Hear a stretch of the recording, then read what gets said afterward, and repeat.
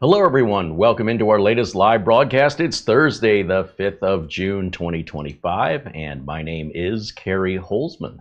And today we're going to review a rack-mounted NAS. Now, this is more business-related than home user-related, but it kind of overlaps in a Venn diagram of home use versus enterprise or business use, in that it's really intended for small to medium-sized businesses or perhaps home lab enthusiasts.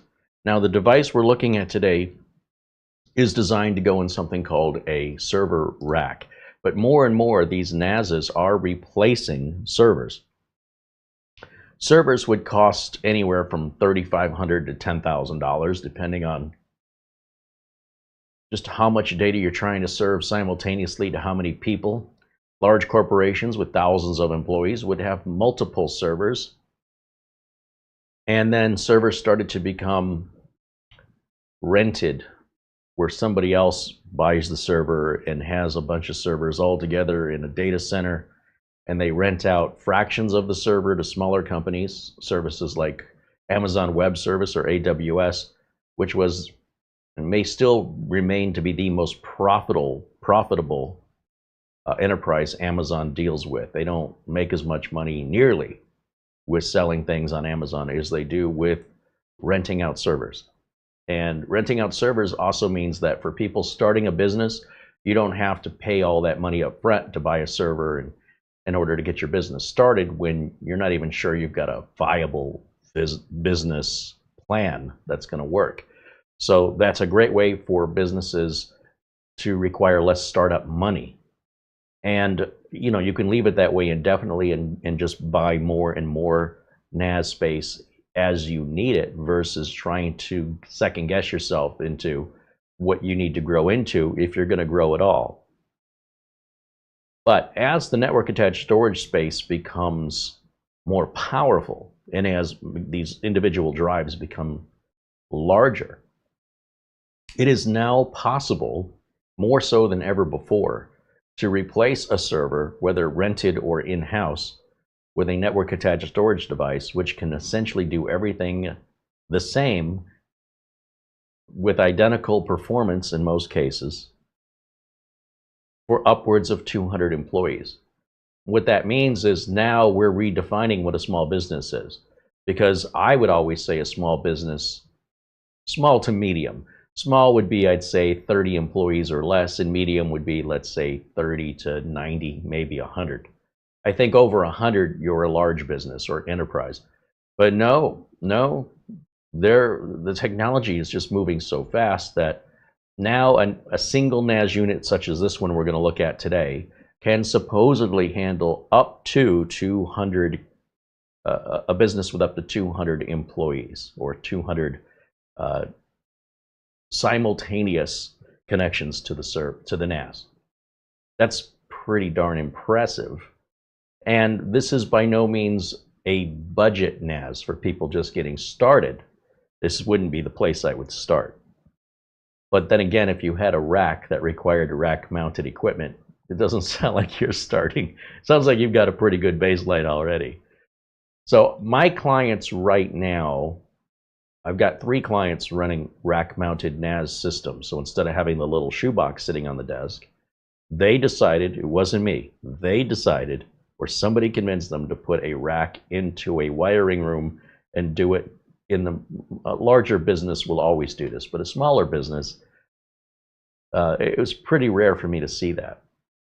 And now 3 businesses that I work with have all done that. They got some information from somebody who recommended it. And now the regular little shoebox NASs, they don't really fit in there. You can make them work, but it's just, if you've got a rack, why not use rack-mounted equipment? It looks a lot better and it's easier to maintain and wire up. And it also frees up a lot more room in the NAS, because in the rack rather, because a regular desktop NAS will take up multiple shelves, versus this is just a single shelf or 1U height. They even make one that's a 2U height, which holds twice as many drives, and the only difference is it's twice as thick, takes up 2 spaces in the rack instead of 1, but still really compressed down when you consider you're doubling the size of your storage in one unit. Plus, you can add on other units if you need to grow. So we're going to look at this today. I'm really excited about it. As far as I know, there are no reviews on this product. I haven't seen a written review. I haven't seen a video review. I am going into this completely blind.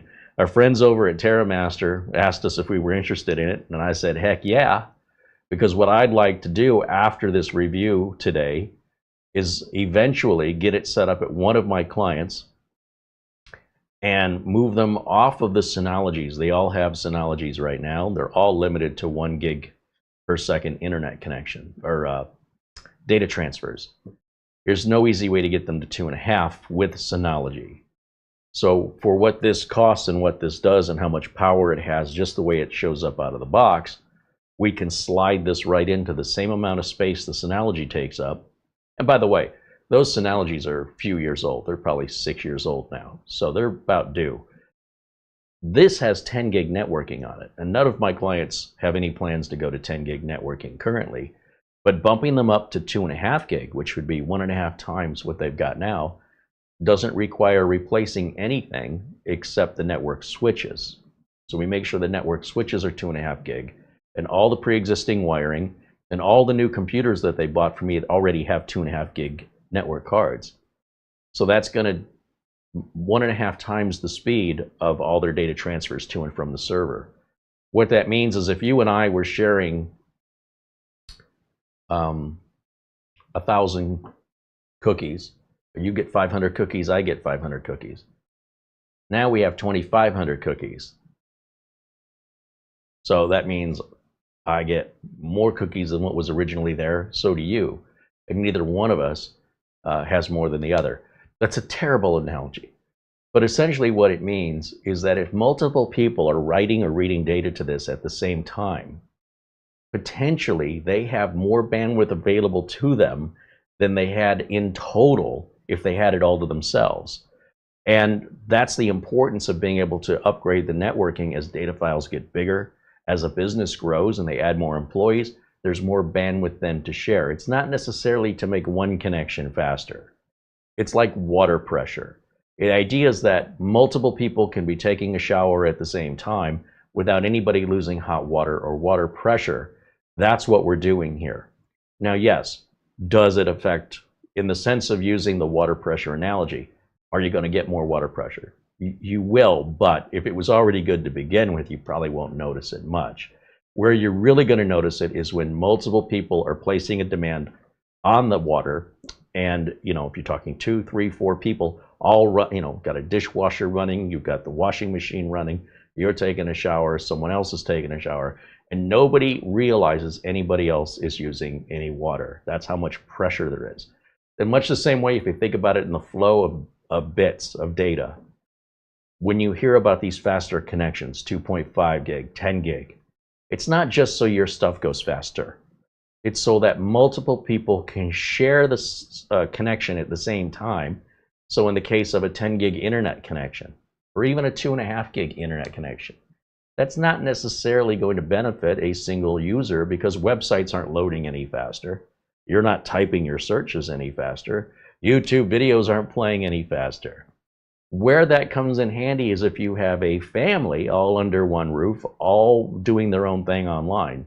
So somebody's streaming a movie on Netflix, the kids are playing games, maybe one's got an Xbox and one's on PC. Somebody else is working remotely or studying for school, and somebody else is watching yet another Netflix, all simultaneously, and nobody notices that the effects of anybody else using the internet. When your internet connection is slower, then the opposite happens, where somebody's pulling more than everybody else, and everybody else gets lags and delays and stutters because there's not enough to go around for everybody smoothly. So that's the idea behind upgrading the NAS, primarily for my clients. Now, on top of that, we have a more powerful processor, and that means that running apps that a server would typically be responsible for can now easily be done on the NAS. And while this has been possible for some time, it's, depending on the NAS, it can be a little bit laggy, a little bit slow. And, even things like running virtual machines on these, Docker, Kubernetes, all these other ways of running applications are meaning that NASs are mostly replacing servers now because they're a fraction of the cost. They are much lower maintenance. They're not the security risk in much the same way that a Windows server might be.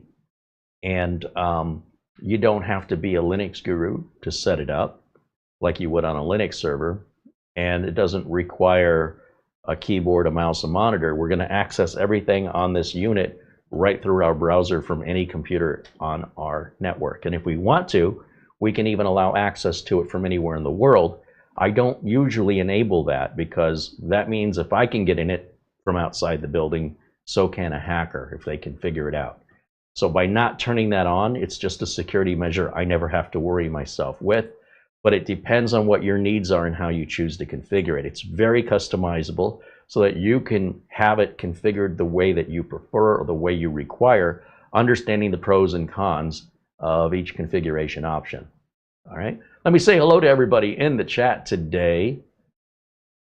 We'll open the chat up for everybody today just to see what happens. If need be, we'll put it back on subscriber only. And if that continues to be a problem, we will return it back to members only.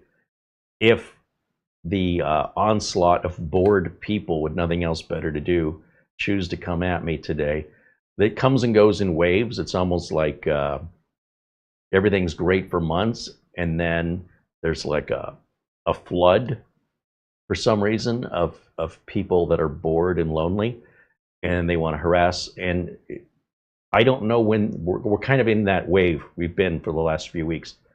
They eventually tire themselves out, you know, after their bedtime and get their diapers changed, and they take a nap. That'll usually, when it happens, it seems to happen across the board. Like it just goes away. You know, for all I know, it's just one person creating multiple accounts. That's just a sad existence, but that's what we deal with here when we open it up to public interaction. So we'll give it a shot today. We'll see how it goes. And if need be, you may see the settings change in the chat. Mara's keeping an eye on it for us. And in the meantime, everybody looks fantastic in here. Thank you all for hanging out with us. And let me say hello to Eddie Casanova and David Graham. Hello as well to Alex Sasso joining us from Colorado. Our friend Mitch is in Colorado right now. Andy W6AD saying hello. There's Ben Laird saying hello from Scotland, and Craig Wilson joins us. Frank Jimmy saying hello, as does Parker Morris and Sean Skinner. Picard 2005 joins us along with Nicholas Barlow. Thomas MacT joining us from St. Petersburg, Florida. Essential Working Too Hard says happy Thursday. And Raven 4K joins us along with Rhino. Welcome in. That's a new name I haven't seen before. And Art says hello.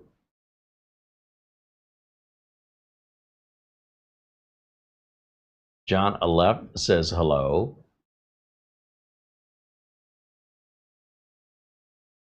And Lou Greenia joins us and says hello. Crazy Larry Watson joins us. Welcome in. He says NAS, N-A-Z. So a NAS is an acronym. It stands for Network Attached Storage. N-A-S as in storage, or N-A-S as in NAS. Just so you know.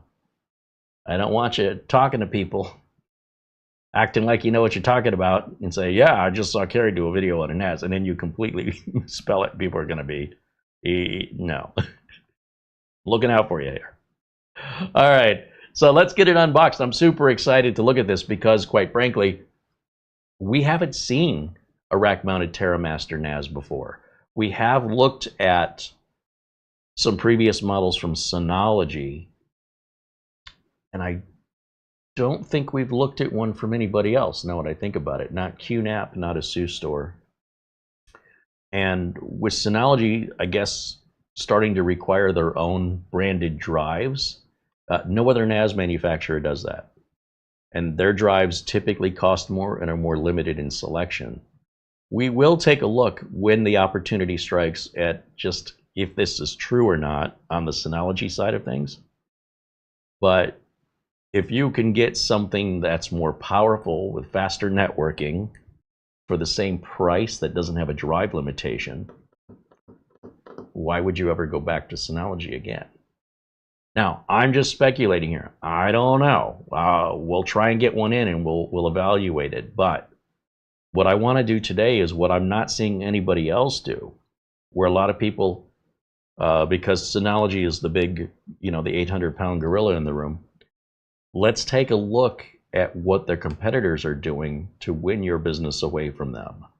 Now, I'm hoping this lives up to all the hype, but we're going to find out together because this video is live, unscripted, and I have no baseline for which to sort of prepare myself other than it's a NAS, it's new, and it's from a company that we've seen other NASs from, we've reviewed them. I've been overall pretty happy with them, especially for the value. TerraMaster has been one of the leaders in providing value NAS. But does it offer as many features? Is it as reliable, et cetera, et cetera? So that's what we're going to look at today. Reliability-wise, that's when I will offer it to one of my clients to replace their Synologies and let them live with it for a while. And let's see if they have any complaints over relying on it in a real business application, not a simulated world, but a real use case scenario. If they have problems, and what are they? Do they notice any difference? Do they like it?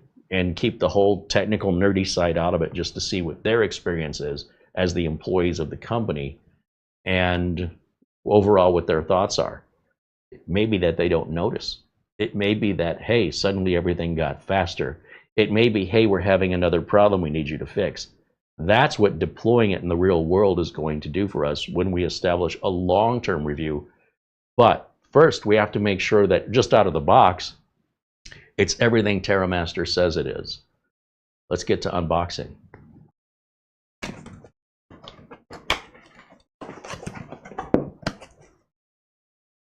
So here at the very top of the box is probably our power brick.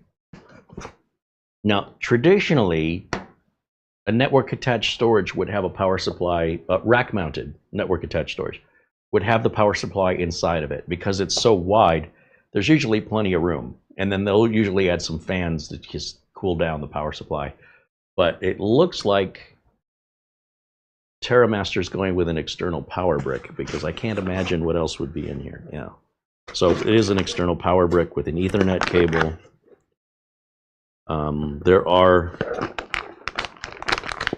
There's a package in here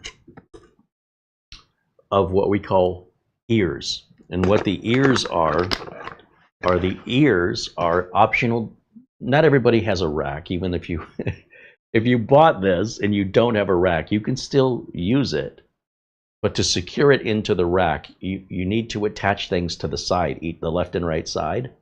And then these things attach to the rails. So you're sliding this into a rack, right? And out of the box would have to be wider just for the little ears that stick out, especially if you don't need them. This is a great way to have the cost go up because the size of the box goes up, right? The box would have to be wider. And not everybody wants the ears because not everybody needs them. So they often, when I say they, I'm referring to rack-mounted hardware, will include the little brackets. They're usually L-shaped brackets or something along those lines that attach to the front sides, just right up to the front. And then this part then screws down into the rack so that it's secure and it won't go anywhere. All right? Those are called ears. Okay, so inside, what we have left then should be the rest of this is all NAS. Let's find out.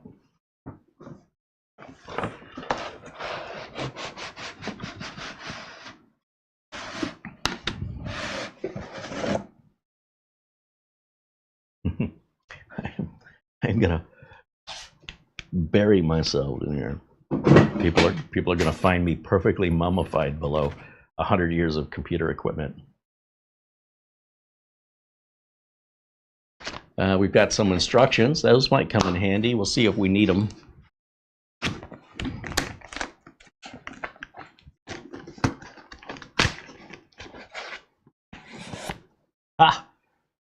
you know what? They already put the ears on it.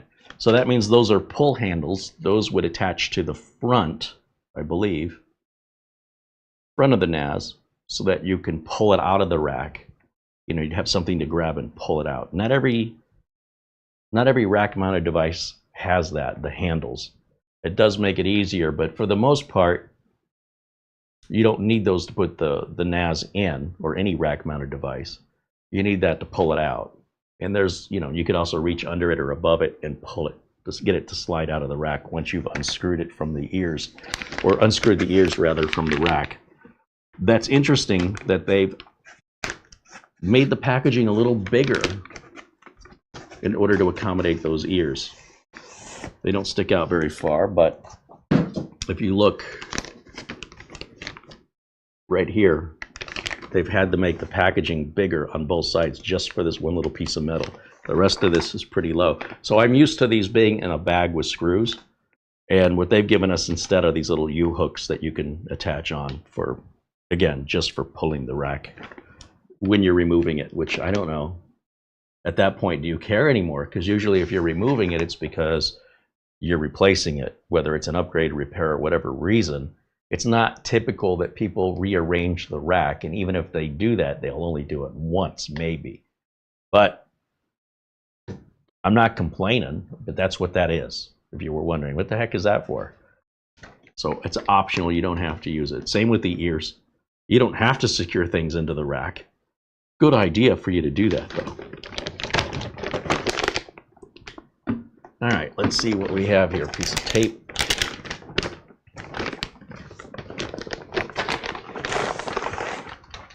All right, now this is no different than a regular TerraMaster sort of shoebox looking NAS. It's the package they put it in. This is a standard, what we call 1 unit, I believe, 1U thickness. And so the size of a rack that you buy will tell you how many units it can hold. So if it's a 10 unit rack, that would be a pretty small rack, and this was 2 units wide, then you'd have 8 units left. It's not rocket science. If this was 3U, it would require 3 slots. So what's great about these also is you can add to them. You can add, if you, right now you start with 1, and you have space in your rack, you don't have to fill every slot. Then later on, should you outgrow this and you need more storage capacity without having to buy yet another NAS, you can just get direct attached storage, DAS, instead of NAS, and connect the two together, and it expands this into however many more drives you want to add. And then takes another slot up, or 2 slots, or 3 slots, depending on how big of a DAS that you buy. Should you need to cross that bridge, it's fully upgradable in that sense. Now, instead of the drives that we install being vertical side by side, you'll see they lay them down horizontally, and it looks like, I don't know how these open. Does that go? Oh, you push that. That's pretty cool. All right, that's pretty neat. It reminds me of the doors on a fancy car. I'm pushing this button in right here. There's a little piece of plastic that sticks out, and I push it in, and the whole thing pops open like so. Let me show you from another angle. I push down, that pops up, and this is the drive sled, which is all metal, by the way, with a plastic surround. Wow, that's pretty cool. And it looks like we only have 2 points for mounting a drive, so there's not the typical 4 screws or 4 pegs. So it's not exactly plug and go. There must be some screws or something that will secure the drives into the sleds. So let's look around the back and see what we've got here for connectivity. Okay. We have numerous USB Type A back here. I'm seeing 2 Type A USB here, 1 Type A USB vertical here, and then a USB Type C. We've got an HDMI output on this, and we've got 2 internal 10 gig network ports. I believe those are 10. And then that's going to be our laptop style power adapter, or Typically on a NAS would be powered this way, but usually on a rack-mounted NAS, like if we open this up, this whole thing is probably mostly empty, and usually they'll put a power supply in there, because when you're wiring up a NAS and you have multiple components stacked on one another, what do you do with this? There's nowhere to put it. So you'll end up having to like cable tie it and have it hanging in the back with all the mess of cables. So this is not typical for rack mount. But also rack mount equipment is not typically this inexpensive. We haven't even talked about that side of things yet. Let me take a quick look here at the detail writing by those USB ports and Ethernet ports, because I want to see if it identifies the speeds. Okay, so all the type A and the type C are 10 gig per second. And yes, the Ethernet ports are 10 gigabit Ethernet. Now, we have seen some other 10 gig Ethernet offered to us through SFP Plus connections. And those connections, they get very hot. The cables are expensive. Everything about it is just very industrial. I would much prefer to see regular Ethernet being used these days. Back in the day, which wasn't that long ago, if you wanted 10 gig, you had to go with what we call SFP Plus, which is a very large connector that gets super, super hot, like to the point you need gloves to hold it. So using regular 10 gig is, regular Ethernet 10 gig rather, is a welcome addition, and that also works at slower speeds. So if the rest of your network's still at 1 gig, it still works fine. If some of your equipment's at 1 gig, if some of your equipment's at 100 meg, if some of your equipment's at 2.5, 5, or 10, you can all intersperse and mix willy-nilly, doesn't matter. Any speed up to 10 for every single device individually, okay? That's how that works. Then that's controlled by your router, your switch, and or the individual device.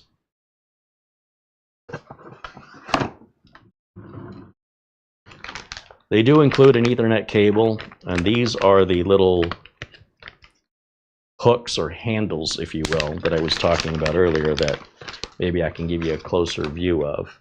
You're going to get two of these guys here. Let's see if this will close up. There we go. Right? So then that way, when this is mounted against the NAS and the NAS is in the rack and you want to pull the NAS out of the rack, you've got this sturdy aluminum or alloy, strongly secured with screws. That's not going to, break off on you or anything. So you're going to get one for the left and one for the right. And then we've got a bunch of screws, probably a couple of screws. Let's see, it actually says right on the bag. Let's see what they say.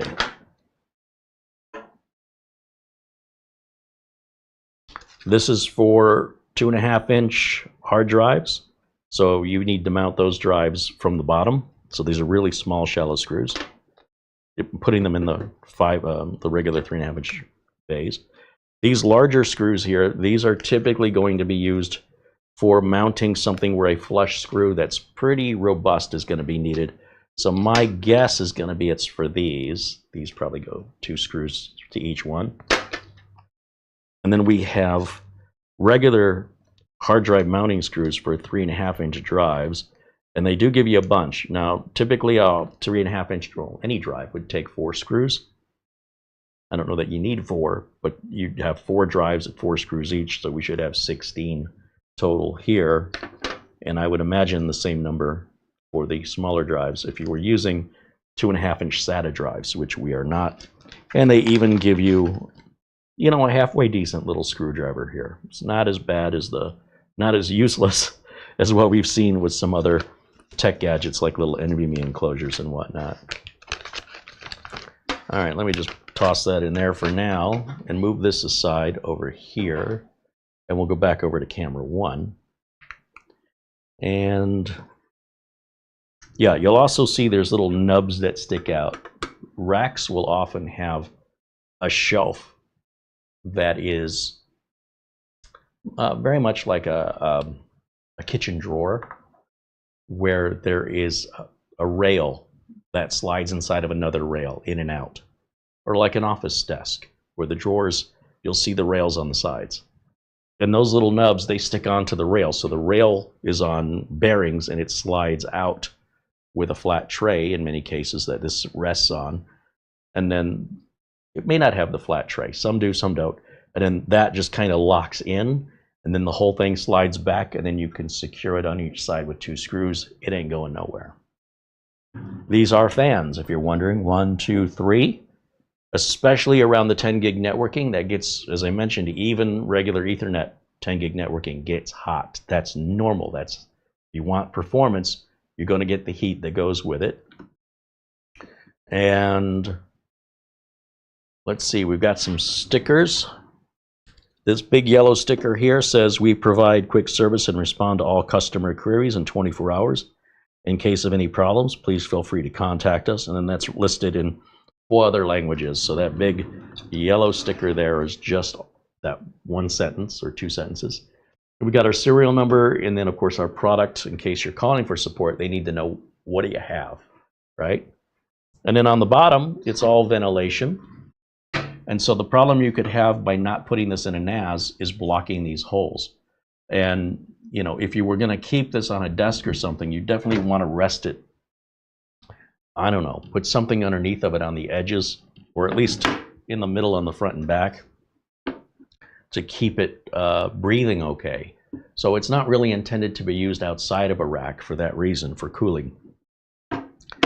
And if you've ever been into a room that has a network rack, there usually is the hum of electronics in there, and it can be quite loud.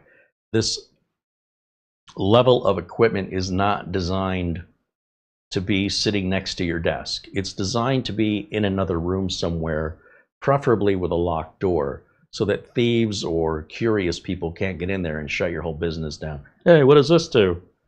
You know, and then they just pull the power plug out of it, and the whole company and the phones, the alarm, everything goes off. And I mean, that's possible. I mean, if the alarm went off, there should be a battery backup for that. But you know what? You never know the way people put stuff in. A lot of times they're saving nickels and dimes and not really thinking it through.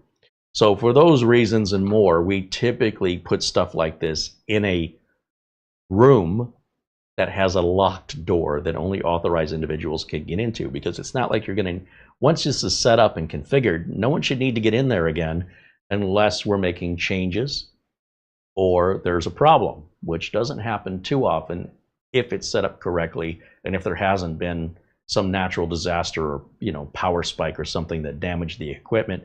But then again, you should have a battery backup on stuff this important, and you should have power conditioning and everything else. So you know, more expensive NASs that are rack mounted will have dual power supplies, redundant. So if one fails, then the other one kicks on, and then that just sends a notification to the administrator, you got a bad power supply. In the meantime, the business stays up. No employees know anything is wrong. This does not have that, but I'm saying more expensive professional units that are quite a bit more money than this, that's pretty standard. Think of it like when we talk about RAID, R-A-I-D, for hard drives, which is what all NASs will do. That's like RAID for your power supply. It's like a backup power supply. But then there's also battery operated backup power, which you can also buy as a UPS, uninterrupted power supply. Anything to keep the business up and also prevent the equipment from being damaged. The backup power supply is, you know, the first power supply takes the hit and gives its life to save the rest of the equipment. Or a UPS might give its life, or a battery conditioner may give its power conditioner, may give its life upon a power spike to protect everything that's connected to it, thereby saving you a lot of money. So now you're just replacing a relatively inexpensive thing instead of having to rebuild your entire server room due to a big power spike. So those are your typical processes. Even in the small businesses that I work with, we always have a room locked away that nobody else can access, with the only exception being a business that only has 1 or 2 employees, right? Because they're usually in a really tiny office and they don't have the extra room. But when we're talking about, you know, 3+ employees in a normal small business office, there is usually a room for the telephones and everything else, a wiring closet, that this stuff can easily fit in, and it typically already has a lock on the door just to keep somebody from messing with, even if it was old school landlines. That's been normal for 40 years plus. Keep that locked away. You don't want people, first of all, it's ugly. You don't want customers seeing it. And secondly, you don't want your employees getting in there for any reason. Whether it's nefarious or just curiosity, stay out. Only authorized personnel. Because again, it'll potentially close the whole business down. And if nobody knows what happened, then there's a whole diagnostic that has to go on. It's not just a matter of, oh, I need to go flip a switch. Maybe you got to figure that part out first after dealing with the catalyst of whatever caused the issue. Then you work your way backwards to figure out, oh, somebody got in here that shouldn't have been in here and messed with something they shouldn't have been touching. Lock on the door fixes that problem. All right, Paul Vircher with a $9.90 super chat. Thank you, Paul. Here's our friend Buster with a 10-pound super chat. Buster joins us from Scotland. That's Peter Laycock, if you don't know who Buster is. He says, hello, Carey and Mara and everyone in the chat. All the best from Bonnie, Scotland. Temperature in Edinburgh today, 52 degrees Fahrenheit, which is 11.11 Celsius. I would love 52 degrees Fahrenheit. 105. I don't know. What is the temp today? It's hot. Let's see. Shamim Kajviris joins us and says hello.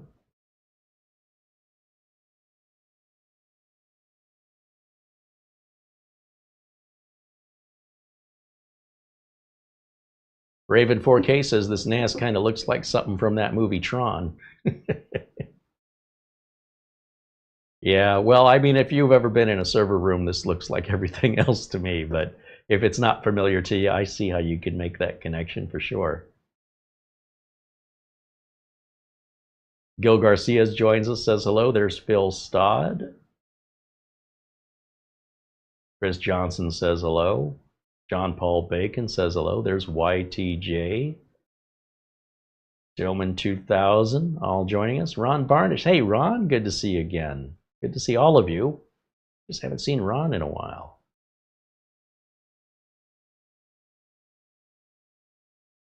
Now, to set this up, the first thing we have to do is put drives in it.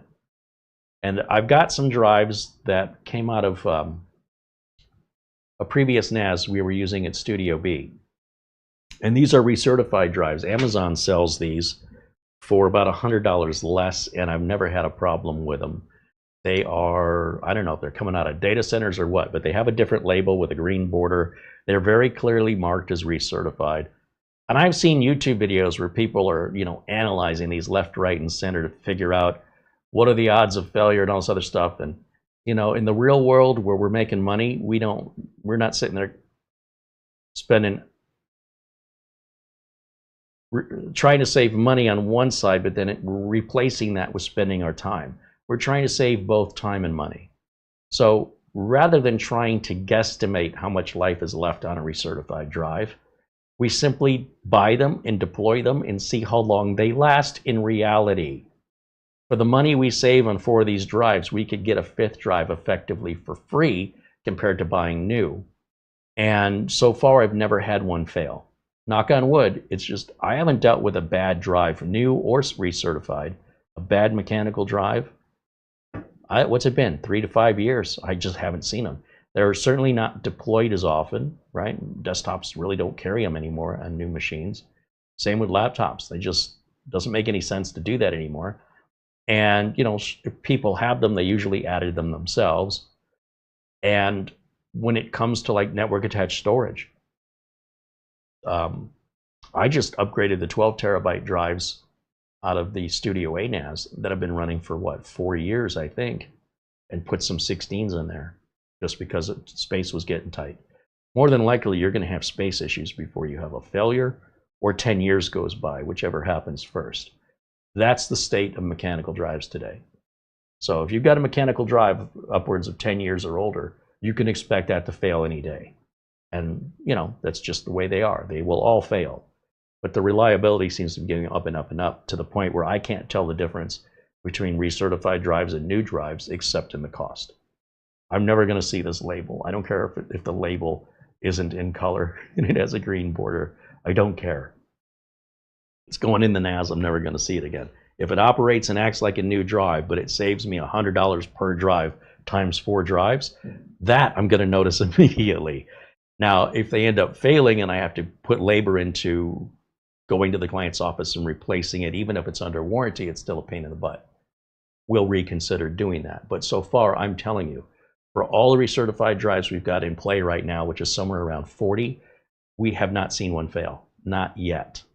I did see recertified drives and even brand new drives fail back around 2015. And I think that was the last time I've seen it. Everything new manufactured since then, everything since 2015, far more reliable. So take that for whatever it's worth. It's just my experience. I don't have a giant scale, but my scale of operation is probably bigger than yours if you're a regular home user. I'm probably dealing with a lot more drives in and out of the doors per year than you are. So just bear that in mind, that when I'm telling you my real experience based on a large number, much more so than a home user, what we're seeing, and we're just not seeing hard drive failures anymore. We're replacing the drives for other reasons, primarily for capacity. Now we can get, what, 26 terabyte drives? I want to show you the web page for this from TerraMaster before we get too deep into this, and show you how they're promoting it and how they're advertising it. So let me jump over here to, we have the links in our video notes, by the way, if you want to follow along with me and go to their website. Where's my window capture? Right here. That should work. There it is. Okay, so this is the U4-500. And they're calling this a BBS, or a business backup suite. Right here, business backup suite. And the business backup suite has a bunch of backup applications built into it. One called, I don't know what Duplex backup is. Would that be duplex? I'm not sure. Maybe that's a trade name. Cloud Sync to back up to yet another server somewhere, perhaps over the internet in another location. The Snapshot function, TerraSync, and then of course centralized backup. I don't think is a piece of software, but just rather a way for them to communicate to one place for backup. To take all these other locations, and it could be in the building or out of the building or a mixture of both, and have it all in one place, centralized. Let's see, necessity of data protection. I'm going to just read what they're promoting here, how their PR company is choosing to promote this. Globally, both large and small enterprises, think of enterprises as just another word for company, are facing the threat of data security incidents every day, such as ransomware attacks, employees' accidental deletion of data, and unexpected server downtime. These incidents will not only have a significant impact on the core information and business continuity of the enterprise, but may even directly threaten the survival and development of the enterprise, especially in the digital and information age nowadays. Data has become the most valuable asset of the company. Once the data is lost or leaked, the consequences will be disastrous. That's 100% true. No hyperbole there. Integrated backup solution. The TerraMaster Backup Server is an integrated data backup solution designed for small and medium-sized businesses. With a one-time payment, it eliminates additional software fees and places no limits on backup tasks or storage capacity. The solution combines a professional storage management system, backup software tools, and a hardware platform, offering deep integration and comprehensive backup services, not requiring a subscription. Okay, I'm going to add that in here. We employ advanced security strategies to ensure system stability and data security across all aspects. This is a big deal because, you know, QNAP had their NASs severely impacted by hackers and then reacted to it with an update. You're supposed to get the updates preventatively, not, you know, proactively, not waiting until reacting after an event that has affected your customers. So I think what TerraMaster is saying here is we're providing one-stop data backup solution to prevent these kinds of things that happen to QNAP from happening to you, that they're also learning from QNAP's experience. Nobody wants that embarrassment. Not to mention the damage, right? The damage is serious. With multiple protection mechanisms, including backup, snapshot, synchronization, and remote disaster recovery, we establish a robust data protection barrier to ensure the security of data across various terminals and servers in diverse enterprise application scenario. All right, so we get this, right? So duple backup, I guess it's not duplex, it's duple. Centralized backup, TerraSync, and it goes on about that, more on the backup.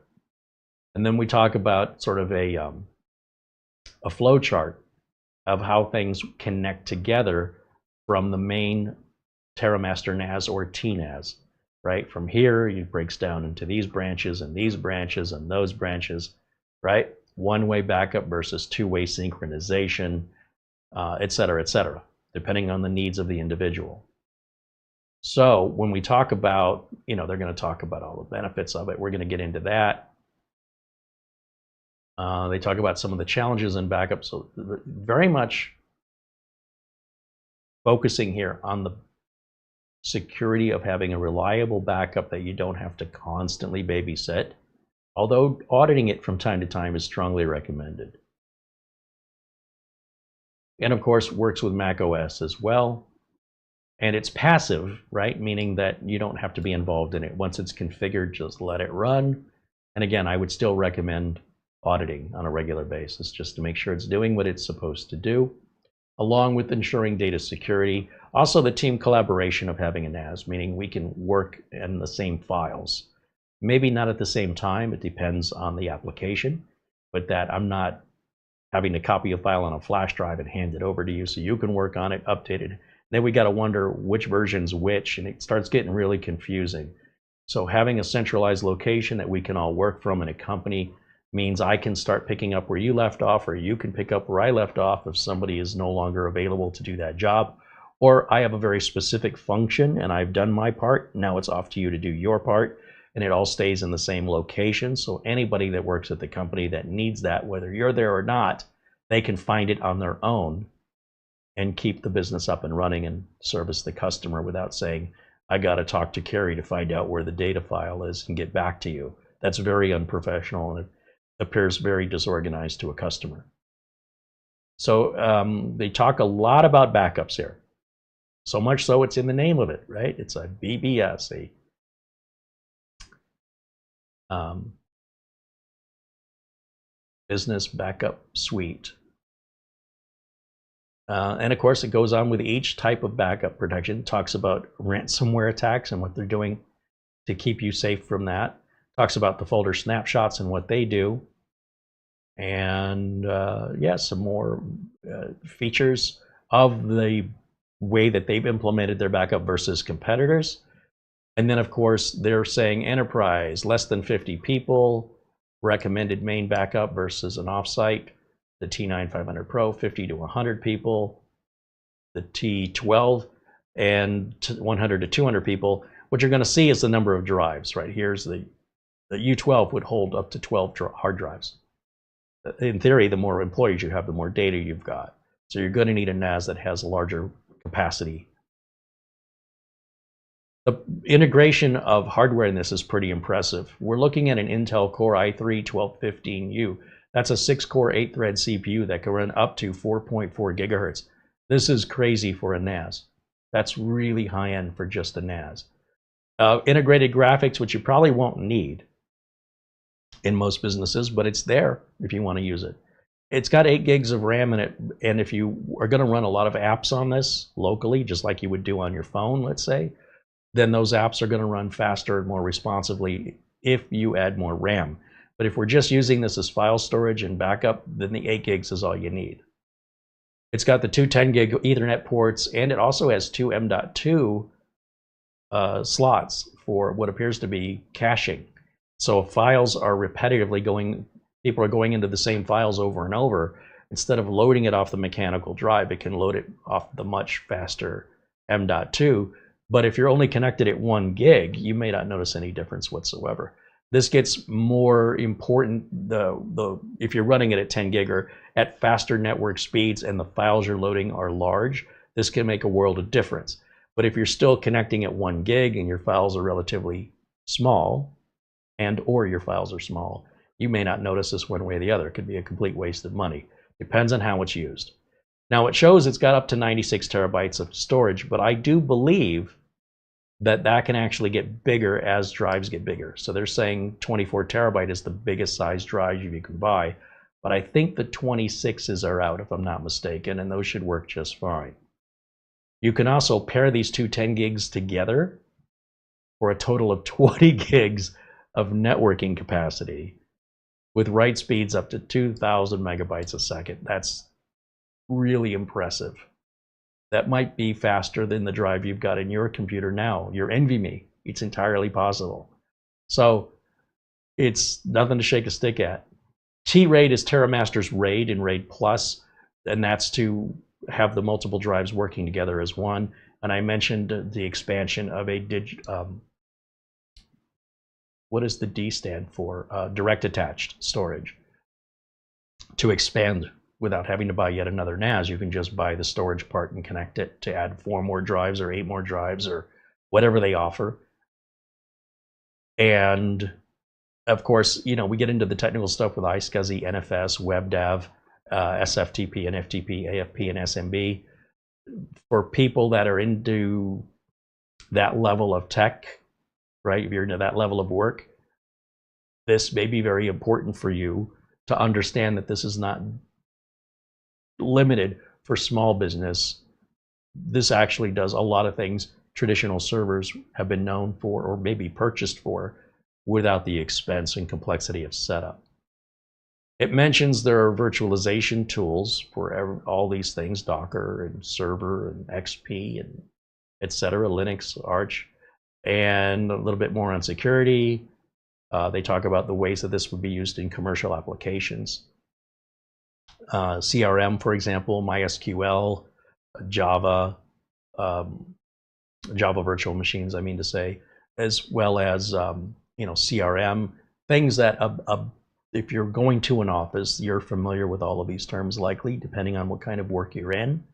If you're a hobbyist, not so much. Again, these are all just options. If you don't know what they mean, they probably don't provide any benefit for you. But if it's something you want to learn, it's a great way to familiarize yourself with what business needs are. If you want to better prepare your resume, if you're looking to get a job in that field, and you're going to go in there and they're going to ask you what you know about CRM and WebDAV, and you're like, I don't know what that means. Yeah, you may not be qualified for the job. You may not be what they're looking for. And of course, you can go to school and you can get certifications, or you could just play with it at home, see if it's something that makes sense to you, that you enjoy, start utilizing it to a point where you feel comfortable that now when you go on a job interview for that kind of work, you at least have a concept of what they're asking you to do, because how they implement it will vary from one business to another. And there's a rack right there. It shows it just mounted into an empty rack for whatever reason at that location they've selected. And that's it. Now over at Amazon, they do have a page reserved for this, but there are no reviews on it. Nobody's been able to purchase one yet. And this was supposed to be released about 6 weeks ago, I think. So I don't know where it is in the release schedule, but when I tell you nobody's reviewed this, so far as I can tell, we're the first. So bear with me, there might be things I miss. Or you can go and look at the reviews of the previous model, the 400 series. This is just an upgrade from that. So if you want more detailed information from a site like a YouTube channel like NAS Compares, just look at last year's model and just know it's built on that. All right, let me get back over to camera 1 and back over to our chat room. Now, inside of the unit, these are usually really easy to open if you're curious how much of the space in here is empty. Remember, there's usually room in here for a power supply, and with the power supply being external, there should be a lot of empty space in here.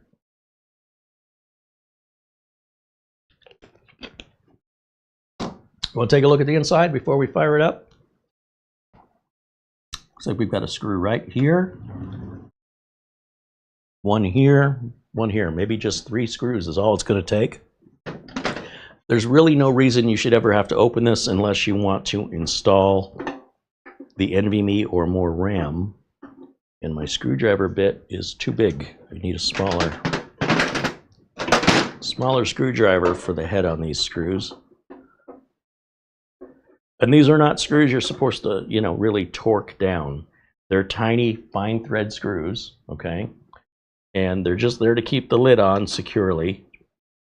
They're not supposed to be airtight and watertight.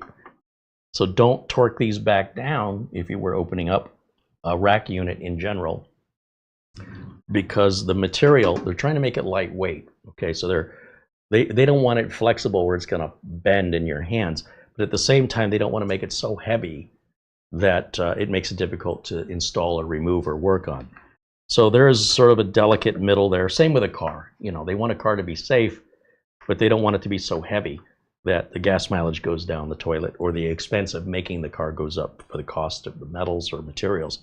In much the same way, understand it's designed that way not only as a cost savings, but also for just making everything easier and less expensive.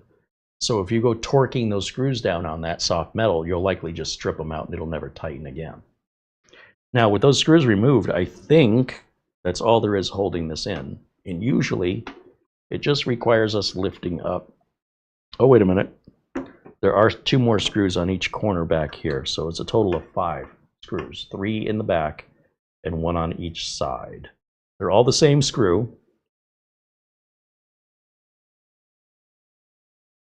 And they're very tiny. Oh, I caught it. They're very tiny, so be very aware of where they're going. If you drops into carpet or something, it could be difficult for you to find. Now, it shouldn't require much effort at all for me to lift this up and open it, and that's pretty traditional of any rack-mounted equipment. And yeah, yeah, it's really empty in here.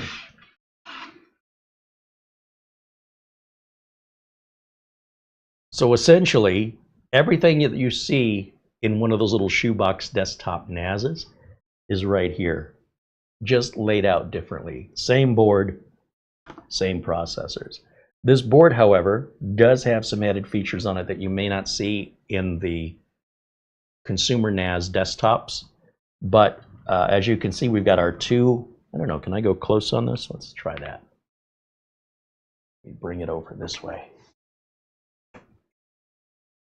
And we've got an M.2 slot here and an M.2 slot here. Our CPU is located under this fan, and we're single 8 gig DDR5 memory modules right there. There's a magnet on the screwdriver that's pulling it right onto the Then, of course, our 4 drive trays, and these are all connected via SATA. It's a SATA cable. Then the SATA cable, it looks like it's on some kind of a splitter here. This is where our power comes in, and it gets split off here to power each of the 4 drives. And this cable right here goes to the front panel for the switch in LED. And then it's just the front panel and a case, right? And the cable just runs. They've got some stick-on cable management there. And then we've got our 4 traditional cooling fans found in racks. The screws are already in place for our M.2 if we want to put an M.2 in here for caching. The screws are right there on the standoffs ready to go. There's no heat sinks on here, so I would use NVMe drives that have heat sinks, and those heat sinks can be pretty tall. As you can see, we've got quite a bit of space between the lid and how far down the NVMe goes. You also have a single 8X PCIe slot right here. I don't know what that's used for. It's very interesting. There's a USB 3.0 header that's not being used. And by the way, these could be used if you wanted to get your hacksaw out and do some custom mods. You absolutely can do this.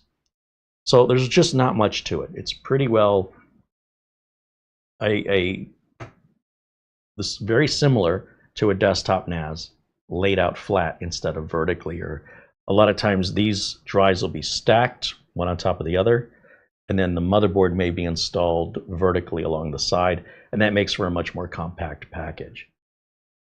But a lot of those home-based NASs, they will not have this many ports. Some do, but it's quite often found that if you want these kind of features, all of this interconnectivity, I/O, that comes along with an added price tag, which is more likely accommodated and needed for a rack mount system than a home system. But it's not like there's anything special they have to do in the sense of the housing.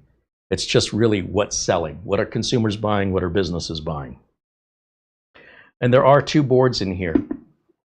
The power board that's bringing power in from outside. I don't know if you can tell, but there's a line right here. That's where these connectors are. So this board connects to this board. There's two boards, they connect together with power with this bridge. And this power connector is feeding the power here, which powers all the drives on the rail here. It's a relatively simple design, and what's great about a simple design is then it's easy to maintain or repair when there's just not a lot to it. We also have a reset switch. There's a little pinhole right there, and on the other side of the pinhole, mounted right on the board, is a little momentary contact micro switch. So everything is very identical to a home-based NAS, just with a bit more power than most has, a bit more I/O, these additional cooling fans, and of course the layout and overall form factor. Not much to it. So when we go to put a drive in here, we would push this, open this up, and take one of our drives. Now, I don't know how important it is that we secure these, but obviously we want the SATA connectors going towards the open part of the drive sled. And be gentle with these. They're expensive and they can be fragile. And you'll see that the hole here lines up on both sides, and there's really only room for two screws if you were to put the screws in sideways here. But you can also mount the screws down below, and what I think TerraMaster has done here, it would be nice if we had some kind of quick release screw that I could just use my finger and thumb to take out to quickly insert and remove the drive. But what it looks like TerraMaster wants you to do, based on the number of screws and the type of screws, they've not given us any thumb screws for that, but clearly that's what that's for. For one reason or another, we did not get any screws to utilize that. I don't think.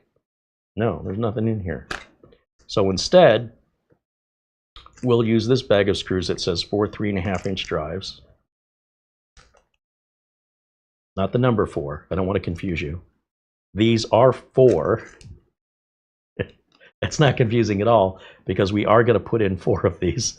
These are 4 3.5-inch drives. They're not for one 3.5-inch drive. They're for 4 3.5-inch drives. And we've got 4 places for screws here. And I don't know that it really matters, honestly, if we were to use these screws and put them down here. That's why there's a flat head, so that they can fit flush. And if the screw sticks out too much, it won't slide in. It'll hit the screw. So for my preference, and the same can happen on the sides, by the way, but at least these are a bit more recessed. I wonder if we can just use these instead. I just wish they didn't have to use a screwdriver. But will that hold it? That's the question. Yeah, that does in fact hold it. And if we just put one on each side, if I want to take this out, it won't be as much work. Let's say one of these drives is bad, I have to replace it. I hate the idea I would need any tools. I've been spoiled with Synology in that I can pull the drives and replace them without any tools. So if this was a thumb screw, then I wouldn't need tools and I wouldn't have anything to complain about. But if I had 4 screws down here, it's not securing this drive any better than just these 2. And these are far less likely to interfere if you don't seat them all the way. If you don't seat these all the way, trying to slide this back in, you're going to struggle with it and maybe not understand why. And what's going to happen is this drive's going to slot in and connect right back here. it'll line up with the SATA and power connectors on the back of the drive. And if I push it in, it should lock. And that's one drive. And we have to repeat this now 4 more times. So I push that lever. I really like how these trays pop out. I like how secure they are. I also like this better than Synology because Synology has a big plastic lever. You need a lot of room for that lever to swing, and it's plasticky. This is plastic as well, but it's much thicker. Like, I feel like that's not going to break. Now, I don't know if I reset these drives or not, but when we plug them in, we'll find out. So remember, you know which way these go in based on if the tray is going in this way, the connector has to be on the outside. And then we'll just line that up so we can see the mounting hole.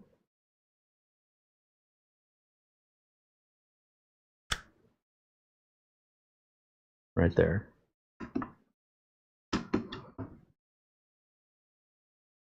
And once again, when you put these screws in, don't over tighten them. Pretty much when the screw starts to give you some resistance and it stops right there, don't take it any further than that. If you shear the head of the screw off, well, I don't want to trade places with you because that is going to be a bear to get the drive out. And if you ever want to put another drive back in here, you might find you're short on a screw if you didn't have any extras. And then as far as reutilizing the screw, the drive you broke the screw in, well, you won't be able to use that hole ever again, and then you'd have to mount it from the bottom holes instead. So still something that you can work around, but preferably don't do that to begin with, and you won't ever have that problem. I'm a little confused as to how you're supposed to put these drives back in. Are you supposed to? No. That would be a downside, I guess, is you just grab the sides here, push in, and then lock it. But if you lock it before it's all the way in, then it's not really, you could slide it back out. So that has to be in a certain depth. If I were to just use this lever and push it in by the lever, we're not in. Okay, so that must have something it's locking into. Oh, it's right here. It's this edge sticks out, and that's what's holding the drive in. So it's not the most robust system for holding your drive in, but under normal use case scenarios, it's more than enough. If you're playing football with this, all bets are off.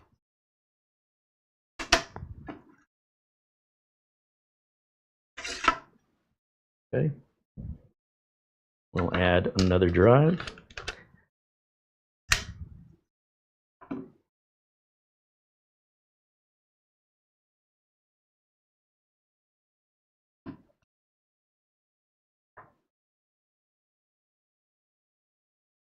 At some point, you are going to be removing these drives, whether it's for failure reasons or capacity upgrade reasons.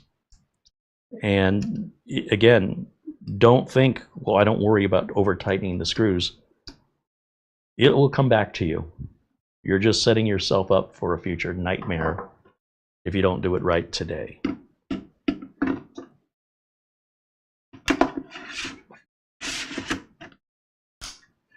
Okay, one more to do. Now the total capacity we'll have on a RAID 5 will be 3 of these with 1 spare. So 22, 44, 66 terabytes. And this 22 terabyte, basically, if any of the 4 drives fail, it's not that we have 1 spare one. It's that every one of the 4 contains a little bit of the other 3. There's a really cool mathematical equation for this. And the way it works out is, if we take 1/3 of this drive and put it on this drive, and 1/3 of this drive and put it on this drive, and 1/3 of this drive and put it on this drive, then if any of these 3 die, this drive has enough to rebuild them between this and the other 2. But it also means that if this drive dies, these each have 1/3 of this one, so they can rebuild this one. And what that means is if a single drive fails, the whole unit continues to work. Nobody at the office would ever know. But the IT person should get an email alert or notification that says you have a drive failure. But the business still maintains 100% uptime, and the employees can't even tell that there's a problem. Now, if 2 drives fail, I hope you have a backup. So you don't want to procrastinate or postpone replacing a failed drive on a business NAS, because now you're riding a tightrope hoping that another drive doesn't fail.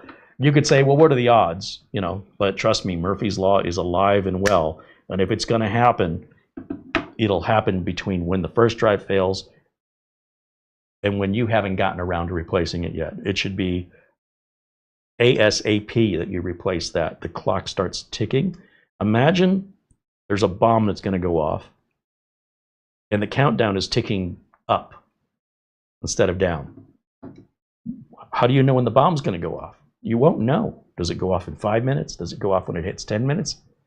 That's what happens if you procrastinate with a failed drive, because we don't know why the drive failed.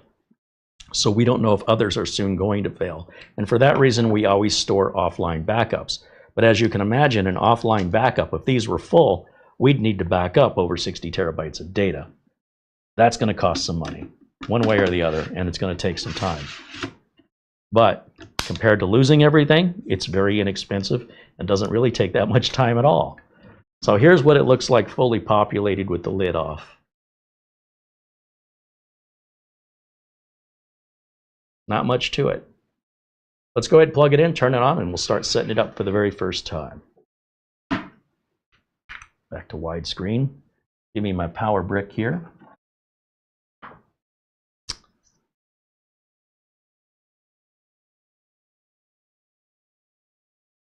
Oversteer said screwless drive sleds would have been nice. Well, again, I think they're designed, it looks like a thumb screw could go in there. I just don't know why they didn't include them, because that would be pretty close to being screwless. This isn't a terrible setup, but it could have been improved in that way. If I don't find some way to suggest a product be better, I'm not doing my job.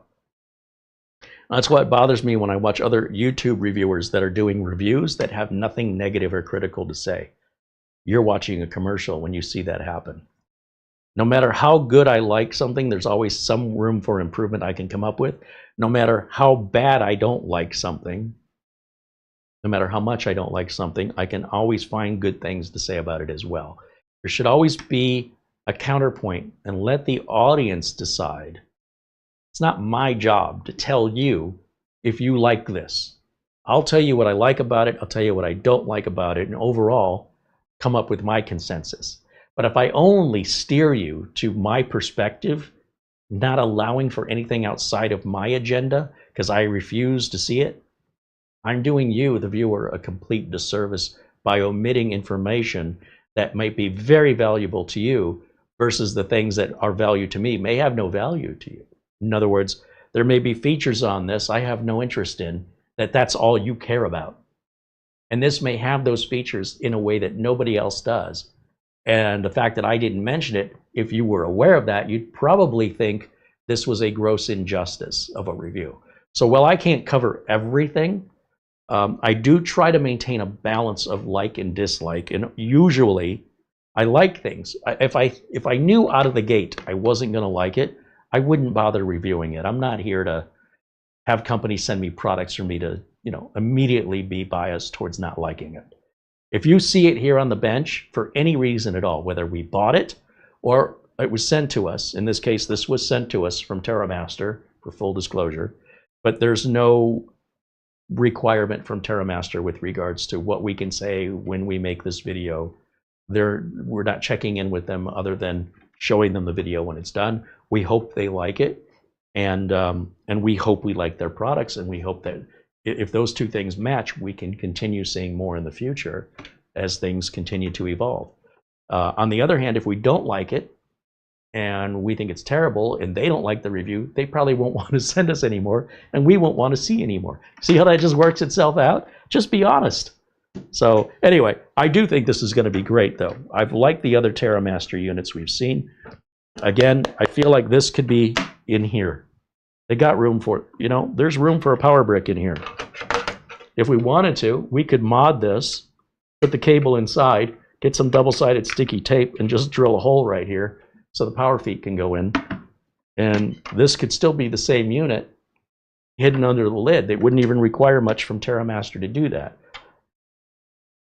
But they are a fairly new company, and they may not be familiar with the reasoning why power supplies are typically, almost universally, installed in racks versus externally, almost universally for home NAS users, desktop style. All right, this is going to use a duplex style power cable, which I have down here on the floor somewhere. Underneath all the boxes I have stuck down here on a whim. Bear with me for 1 second. I've got an extension cable that'll reach all the way that we need it to reach. And plug that in. I need to plug a network cable in, so that is also probably something I'm standing on. And that's all you plug in. Power and network on all NASs, that's all there is. Now, if you wanted to use both network adapters, we could pair them together for double the throughput, or keep one as a failover, so if one should fail, not that I've ever really seen that happen, but it does happen. I've heard stories. It's like a backup, just like I talked about. There's often 2 power supplies, 4 hard drives, everything's duplicated. So during a business day, if something happens, it doesn't shut the business down, and it can be fixed after hours, or alternative equipment can be set up to take the brunt of the bandwidth away from shutting something down. So again, there's no impact from any of the employees. The worst case scenario is things might feel a little bit slower. If we were to, say, have a different system we offload the data with to, so we can work on this completely shut off. In most cases, you don't need to work on it when it's off. It's not a desktop computer. This is intended to be sealed and left alone unless you're adding or replacing the NVMe drives or the RAM. That's it. There's nothing else user serviceable in here. The drives slide out from the front, which is as it should be, so that you can get a drive in and out relatively quickly. You will need a screwdriver, but even still, if you're a tech, you should have a Phillips screwdriver. It's not unreasonable. It just would be nice if it wasn't required. So with power plugged in, now we just turn the unit on, and we'll likely see that fan start to spin along with these 1, 2, 3 fans. And then we'll hear the hard drives chatter as each one starts to spin up. And just in case you're curious, you know, what the thing looks like when it's operational, I would not normally operate this with the lid off, and I don't recommend you do that, but for educational purposes, if you're just curious, not much to look at. Unless you're fascinated by watching a fan, 4 fans spin, there's nothing else that changes.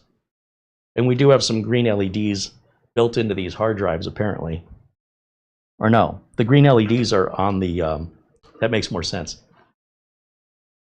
on this rail, and they're reflecting off the back of the drives. I don't know who that's for, but if you look really closely, there's a green LED right in there alongside each drive. If we look at the front of the unit, we should have, maybe that green LED goes down like a plastic tube to give us a health. So if we have a failed drive, likely that light will be red or blinking, something to indicate to a technician which of the drives is the problem. That way you just look right at the unit, and while the unit is on, you can replace the drive. You never have to shut the unit off for that. And it will rebuild itself. Once you replace the drive, you can go back and log into it and say, it'll verify, did you just add a new drive? I did. Do you want to rebuild your array? I do. And all this can happen during business hours while employees are using this. And again, they might notice it's a little bit slower while the rebuild is taking place, or they may not notice at all. The tech's job is done. That's a very easy job, but at the same time, it's one that can be absolutely critical to a business. It doesn't have to be a difficult job for that to be an important job. I guess that's what I'm trying to say. Now with that, we log into the unit. Now remember, there's no operating system on this because there's no internal drive. So what ends up happening, much like other manufacturers of NAS, is when you first turn it on, it's likely going to need to download automatically the operating system from the manufacturer onto one of your new drives just using a little bit of it, then at that point, the drives aren't formatted or anything. You would have to still create your array. It's just like a little hidden reserved area that holds the operating system. In this case, it's TerraMaster OS or TOS, and I think they're what, version 6, I think? So the first thing we have to do is find this on our network. And there's usually a utility you can download from the manufacturer to locate it. Sometimes there's a web address you can go to, like a DNS address, and it would be mentioned here in the documentation along with the default username and password, because they don't want just anybody being able to log into the NAS and change access or reformat the drives. So it's really important you take your password seriously. What do we have here? Oh, I was supposed to put these in. These are supposed to go underneath the drives to separate the metal of the drive from the metal of the tray. So I just forgot that these are in there. I don't know that using them is absolutely required, but since they're including them, I can't think of any good reason to not use them. What else are you going to do with them? For today's video, I'm going to leave them out. I'm not going to take this back apart to put these back in. This is live and unscripted after all. So if I had to do it all over again and I had done some research, I would have put these in, set it down in the hard drive tray, and then put the hard drive on top of it so the holes line up here. But again, I don't think it's critical. It's just good practice. We've got a yellow warning here. It says it is strongly recommended to use the officially supported RAM sticks from TerraMaster. Otherwise, the device may not work stably or correctly. I wish they would just tell you what the requirements were instead of keeping it a secret. But, you know, it's like HP telling you you need to use their paper in their printers. No, you don't. But again, they want to avoid support calls. And if you do what they suggest, you're less likely going to have a support call. Especially if the support call is something that you created because you wanted to save money and you just bought some RAM sticks that were on stale without considering what the requirements were that they're not disclosing. I mean, I suppose you could match the requirements, you know, on this one that's in there. The settings, rather.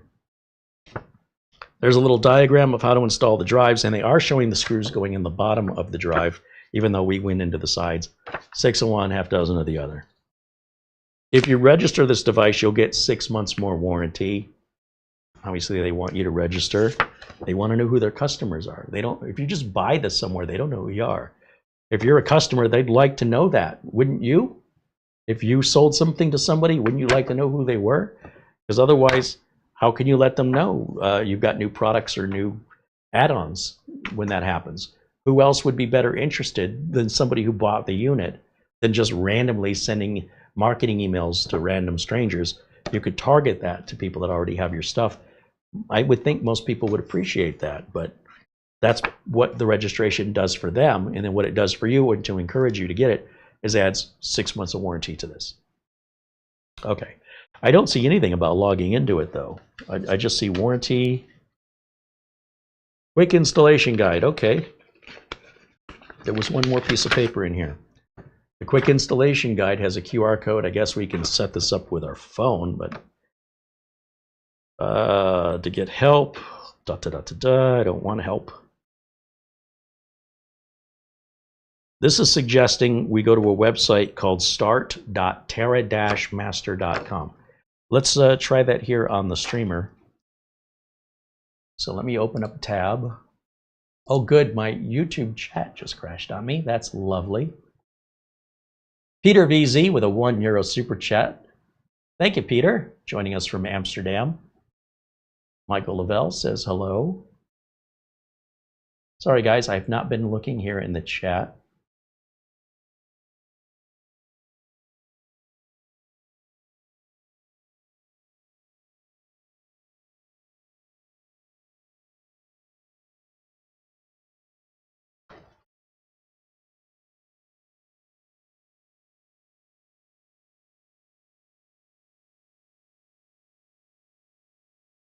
David Graham said, I was going to say, what, no internal power supply for $900.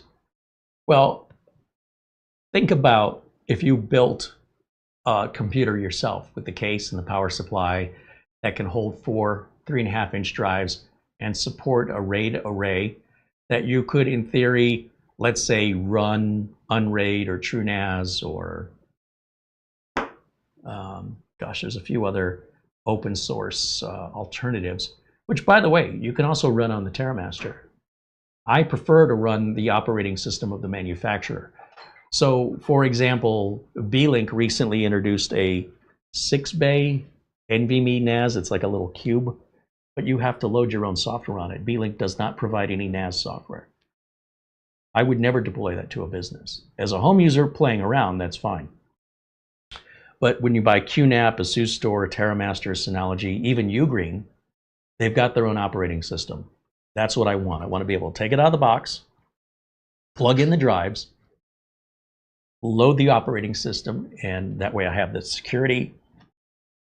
I have TerraMaster's version of RAID. Synology has their version, SHR, Synology Hybrid RAID. TerraMaster has T-RAID Plus, et cetera, et cetera, et cetera. So these are enhancements on top of RAID, which is already fantastic, which you typically only get the basic RAID on these open source RAID operating systems or NAS operating systems, which are fine perhaps for a home user, but again, not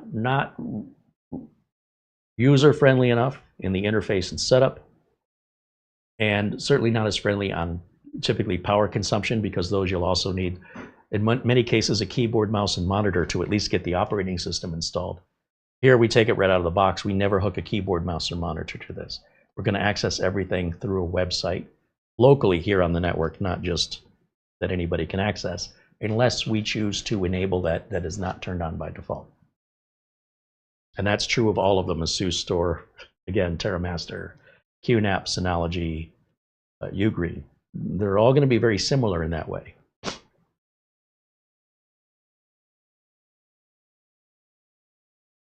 Brad Revel says hello. Welcome into Brad.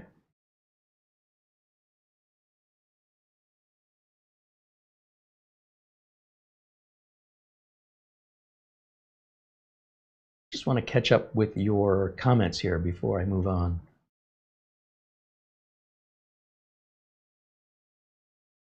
Varys Haldenbillen says, cheers from Istanbul. Wow, I don't think we've ever had anybody from Turkey here before.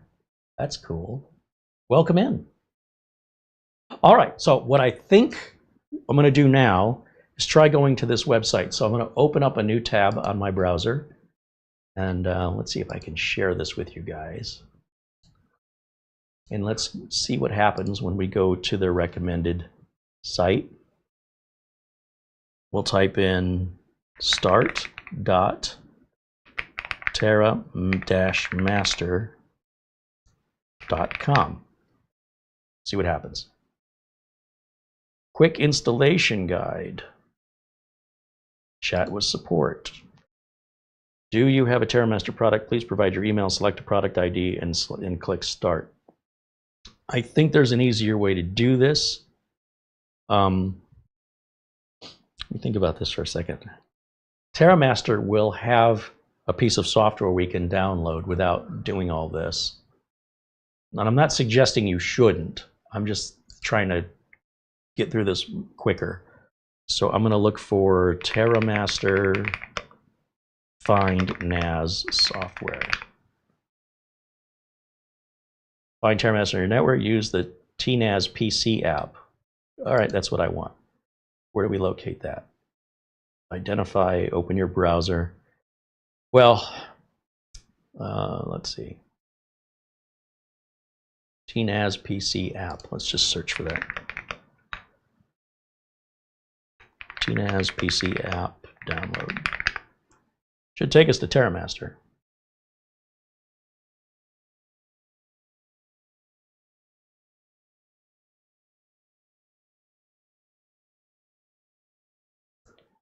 That's just an FAQ, and then there looks like there's a TerraMaster forum that you can go for additional help from other users. Here's the link to download TNAS PC for Windows. That's what I want. Shouldn't be a very big application. Now, once I name this, I can ping the name on the command prompt to find the IP address if I need to, Or I can just keep the TNAS app on the desktop. It's not that big of a deal. Everybody does this. ASUS Store, Synology, QNAP, Ugreen, they're all going to have apps like this to locate. And there's always ways of pinging, and depending on your familiarity with networking and the command prompt, there's other ways to do this. But if we go through TNAS's setup here, I don't think you guys can see that. I will need to go to a full image capture, I think. Let's just change the properties of this to go to the installer. Then we'll go, let's see, where's my installer? Next, next, agree, next, next, install. Pretty standard stuff there. Did my screen go away? Go back over to properties. Oh yeah, it switched to an MSI installer window. So that completes the setup, and then we're just going to hit finish.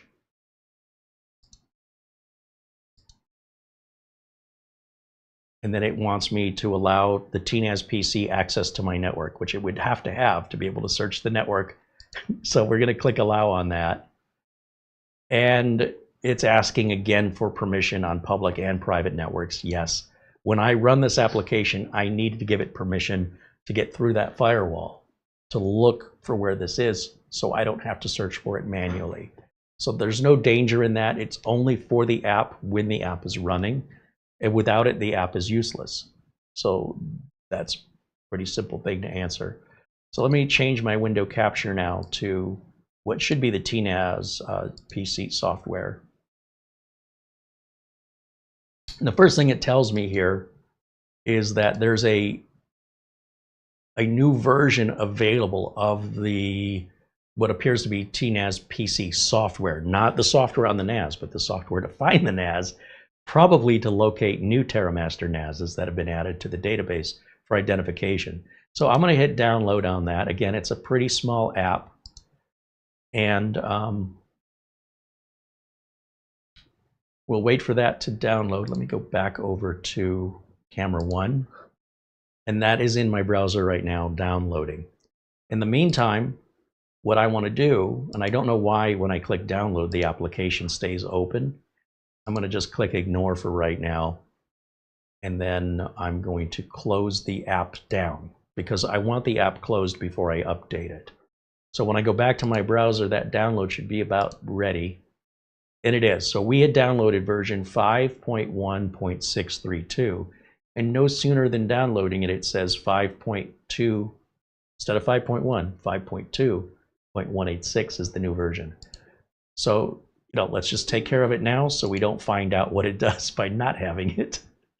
So once again, we're going to install, and it will install on top of the old version and replace it. So it's the same process, next, next, next, install, right? And this time when the software starts, we should be able to identify finding this on the network. So let me get that started. Once again, it's asking for permission through the firewall. I will click allow. And it immediately found it. And what that looks like, if I switch back over to my window capture here, I need to make sure I'm selecting the right window. It looks like this. So it has scanned my entire network, and it says, here's what I found. Now here's the thing. You could have 12 of these, all right? It's not just that it's finding one. And out of the box, they're all going to have the same name. So it's important that we identify these for us so we know, first of all, how to find it. If we need to look for it, we can ping the name we gave it. Secondly, if we're having a series of these, that we name them for what purpose they serve, so maintenance for anybody to come in and work on them knows which unit to work on. So it's just showing one, but it could list dozens of these potentially, hundreds. We only have the one. And what this tells us on the screen here that we're looking at together is it's telling us that location is 192.168.68.60. I don't need the MAC address. So just typing this address in, 192.168.68.0. I'll show you. We're going to come back over to our browser.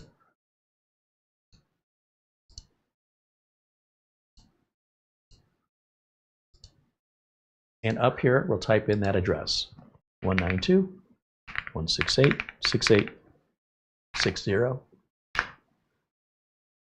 And now we're talking directly to the network attached storage. I don't know what the default username and password are, though. I'm gonna guess and just say admin. Password, is it admin? I don't know. Let's see if it works. No. Why wouldn't they tell me? I'm just looking to see if it's somewhere on the documentation. I would think it's on the quick start guide.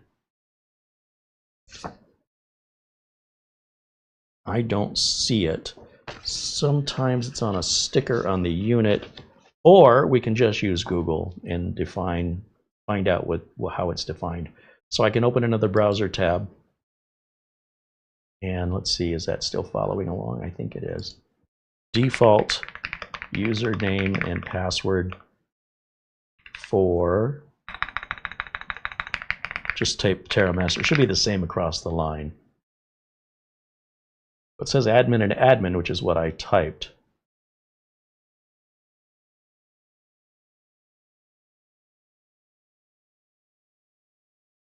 Admin and admin. Let me try again. Maybe I mistyped it. A-D-M-I-N, enter. No. Could it be blank? No. Did I type admin wrong in the login page? No, it says admin right up here on the left side. Admin, enter. We don't want to try this too many times and lock ourselves out. So now I'm a little confused. It's not normally this difficult.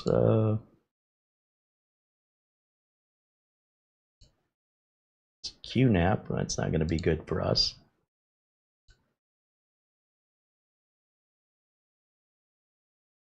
Here's help directly from TerraMaster.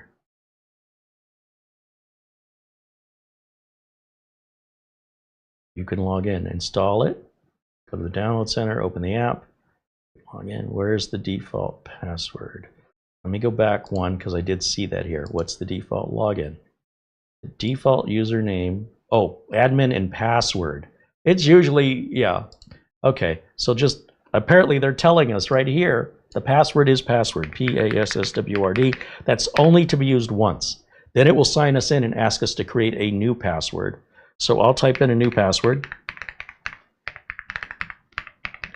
And we'll, what do we have, a verification code? What does that say? I can't read it.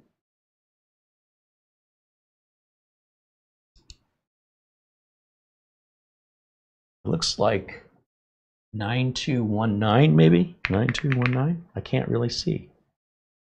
Stay logged in. Nope. So I got to redo this every single time. Verification code.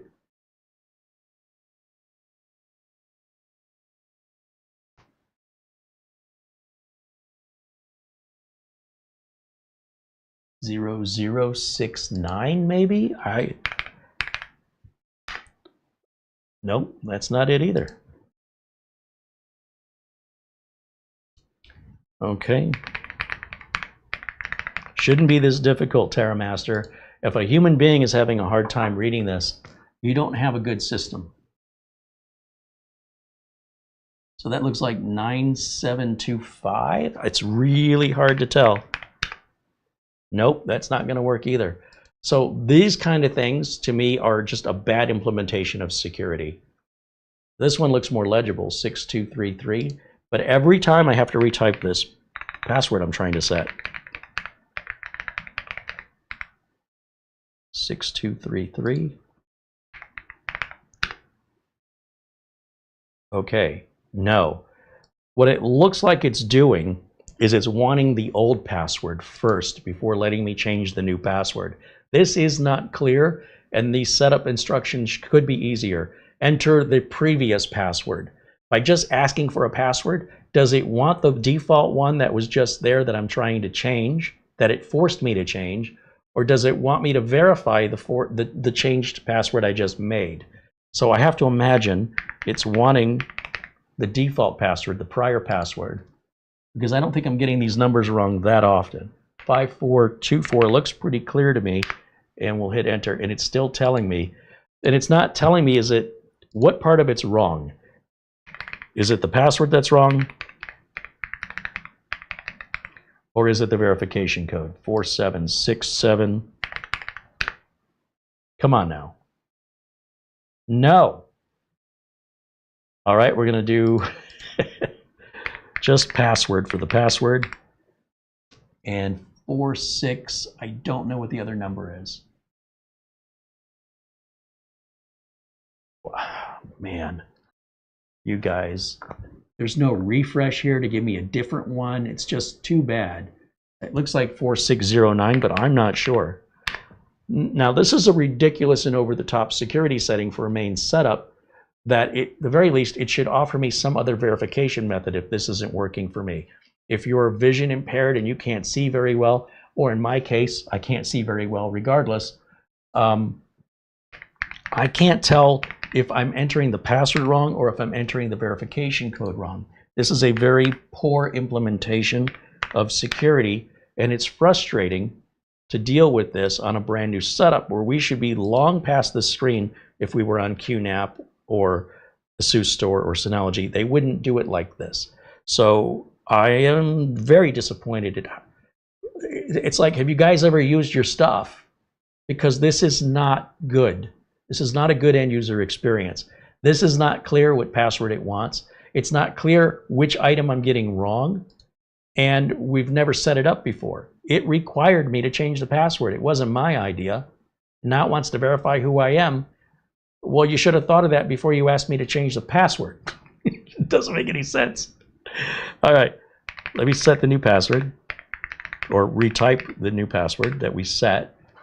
And 6111, I'm guessing, I don't know, 6111. Verification code is incorrect. Okay, so maybe I'm typing the right password. It's not saying the password's incorrect.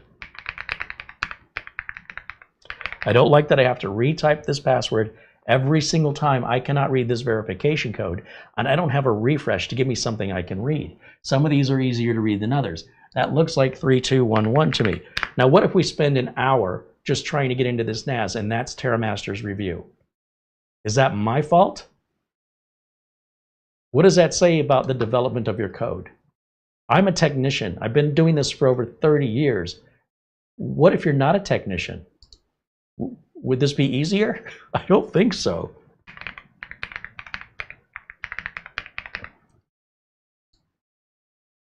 That looks like 0464.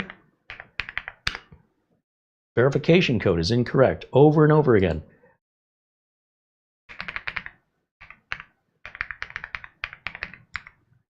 (9196).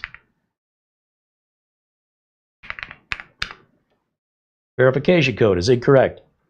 6472 looks pretty clear to me. 6472. Incorrect username and password. So does it want the previous password? Something 419. I don't know what that says. 0419 maybe?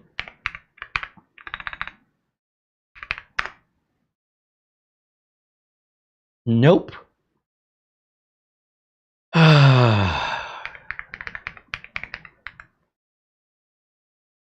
What does this say? 9507? You know what? I have no idea. Nothing's working. Let's go back. Change my password. Let's re-log in again. We were at 192.1680. That's 60. I don't recall ever having this much difficulty on setting up a brand new NAS. Password. We're right back to the same thing. So is it PASSWORD? And the verification code is still unreadable, unlegible. 2024 maybe? No. And again, repeat. 8102.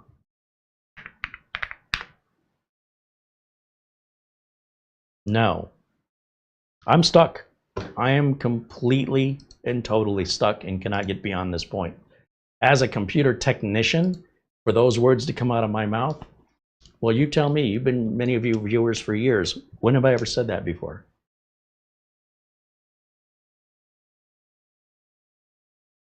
How many times have I tried? Has it been a dozen? Did I set the password? And now when I'm retyping it, because there was no verification of the password, it was actually typoed. And because they didn't ask me to type it twice, I'm now typing the wrong password in that I intended to set, but didn't realize I typed in the master incorrectly without verification. But instead it wants to verify I'm a human being long before I've even set this up. I'm a little frustrated. I bet there's some reaction in the chat room I'm not seeing.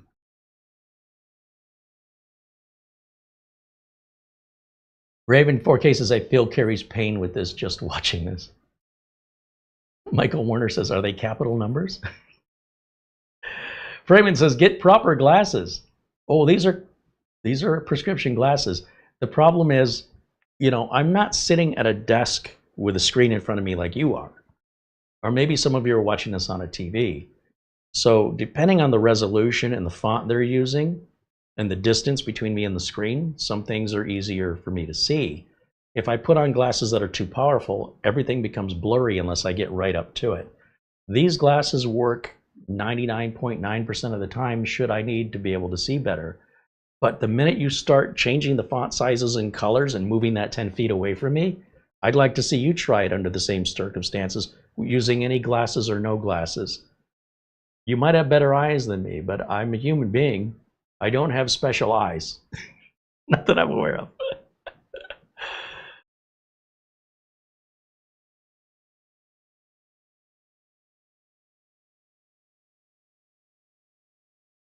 Element on Fire says, I don't think password was ever the correct password. It's displaying the CAPTCHA because the password was wrong 3 times in a row.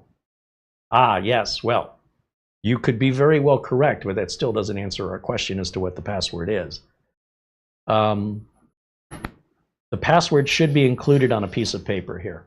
If it's going to force me to download an app on my phone, that should be an option. It should not, they should not compel me to do that. There should not be withholding any login information for me to want to do this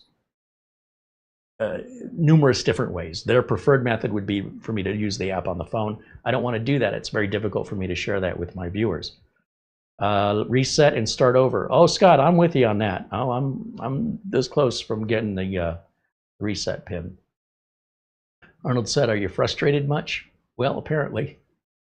Frank Jimmy says, have a shot at tequila and relax. I thought we'd be formatting and setting this up by now. So this is a real world example of how people are using their product. And this is not to insult them or make them feel bad. It's there to say, look at the struggles I'm having and what can you do in your development of your code to avoid end users, such as I'm giving a real world example of a real struggle. This is nothing I'm making up. I am genuinely baffled. I have no idea what the password and default name and password are. Pretty sure the default login is admin.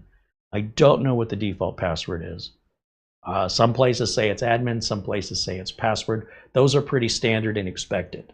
Anything beyond that, they're not following standards on a first-time setup. And if they're not going to follow the standards, or they are, it should be written in documentation. I could look on the unit lid that we took off because there was a sticker on it.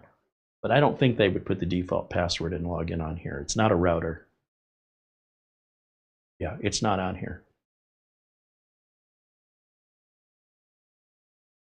And I don't think there's any other stickers on here. There isn't. That's all we have. That's a pretty serious omission for a $900 device, in my opinion. So I have a little SIM card removal tool, which is great for resetting these. But you can use a paper clip and unfold it. It's not like you need a special tool. You get these on Amazon. What I'm going to do is I'm going to just find the reset hole back here. And usually you need to hold it in about 10 seconds or until you see some activity. Let's see what happens. Push it in. 1, 2, 3, 4, 5, 6, 7, 8, 9, 10. I'm getting no indication that it's resetting. Try it again. 1, 2, 3, 4, 5, 6, 7, 8, 9, 10, 11, 12, 13, 14, 15, 16, 17, 18, 19, 20. I don't see any lights blinking. I don't hear any beeping indicating that a reset is taking place. That, again, I expect on routers and NASs to all be functioning in a very similar way. So let me go back over to our login here. And let me refresh the screen.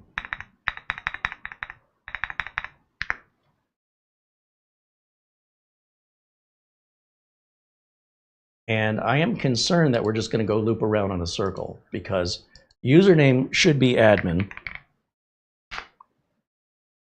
and password should be password to the best of my knowledge. And the verification code, if I can read it, looks like 9607. But we've got a font that's small and it's almost the same color as the background. So you might be able to see that better than I can. But I don't have a way to magnify my screen. If you're watching this on your cell phone, you can actually pinch the screen and make it larger. I cannot do that as the creator, but you could do it as a viewer. And I shouldn't have to do that, but it looks like 9607. Verification code is incorrect. So it seems like when I do get the verification code correct, I'm getting the password incorrect. 26, again, when we deal with that particular color with that background, on whatever that third number is, which again looks like a 9, 2692. Even though the 2 is smaller, it's in a font color that is a contrast to the background, so I can read it. That's where the struggle is for me, is the blending of white on white makes the font very difficult to see through only an outline. And apparently I keep getting it wrong because we're not even talking about the password, we're just talking about the code. So once again, this third number, what is that? 974, I can't make out the fourth one either. 9749? No. That looks like 673, and it looks like I have half a number right here, this last one. I see a big green circle.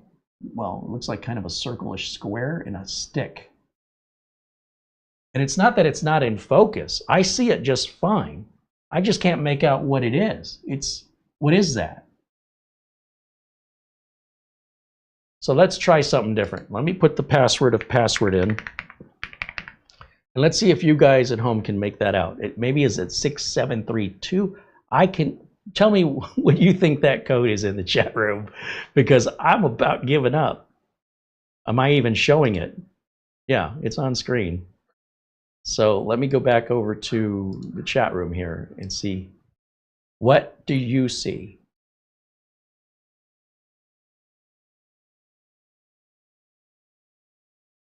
Other viewers have suggested increasing the zoom. Oh, I could hold control and then roll the mouse wheel. That would zoom it. Will that work? I guess it would. It is a web page. 6736 is what everybody sees. Okay. Let me go back. Thank you for that. Let's try that. 6736. That's a 6? I could see how that could be a 6. Okay. Let's give it a shot. And then we'll see if it gives us an incorrect password. 6736. Enter. No, it says that code is incorrect. Jeez, oh man. Password. Validation code 0204, right? That's what I said, 0204. 0204, enter. Operation failed, username and password. So what that's telling me is we did get the verification code correct that time. I think TerraMaster needs to leave that error message on the screen until the viewer acknowledges, because it's giving me a second and a half to read that. You look away for a second, you have no idea what just happened.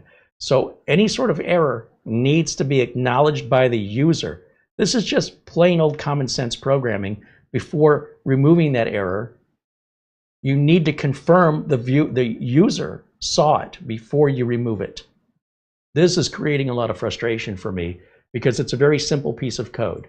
It's one line of code. Why would you omit it? Why is there no refresh here in case I can't read this? There's another line of code that's missing from my perspective. So now I have to go back and re-verify what the admin, the login name and password are.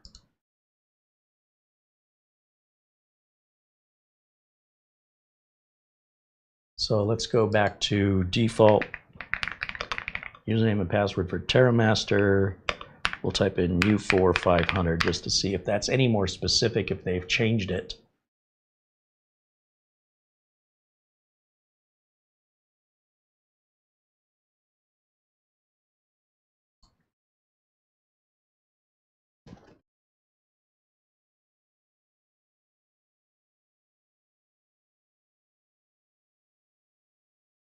And clearly I'm not the first person to have this issue. This says the default is admin for both username and password on that model. And this person says, as I already said, that didn't work. See, they're getting frustrated.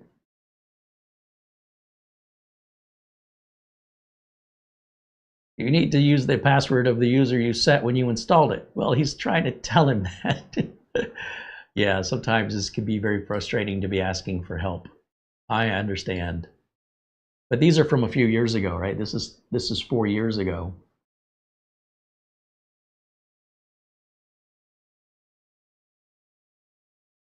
This is saying admin and admin, which is what I tried initially that didn't work.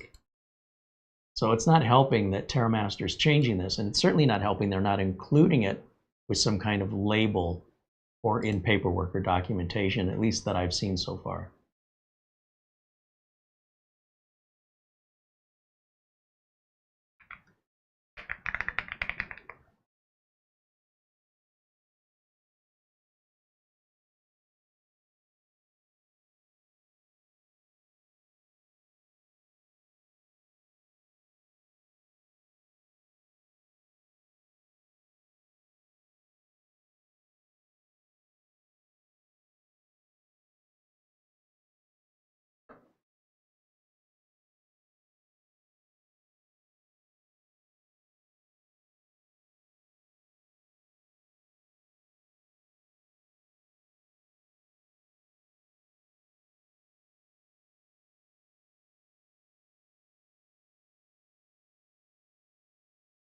So once you register the device, right, and you create a TerraMaster account, then of course, setting up cloud access and being able to get the cloud access password would need to be on TerraMaster servers.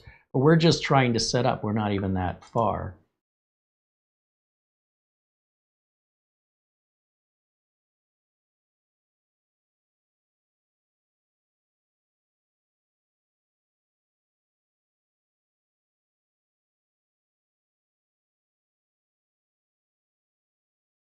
Let's do a reset. How to reset T4-500.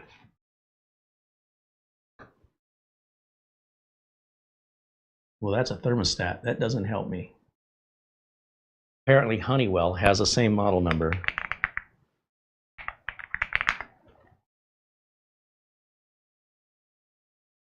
Well, this, once you're logged in, you can use the menu, but I'm not talking about that.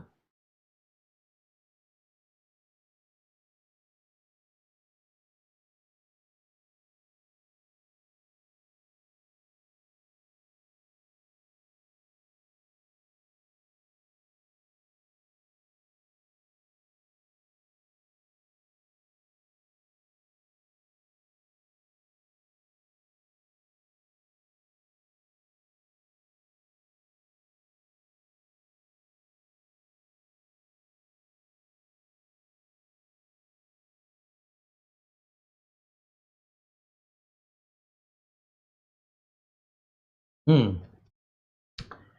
I wasn't expecting this video to take this turn. What if the password were left blank? What if it's just no password? And I can't read that. 9382 maybe? I don't know. 9382? No, it won't let me move on without entering something in here.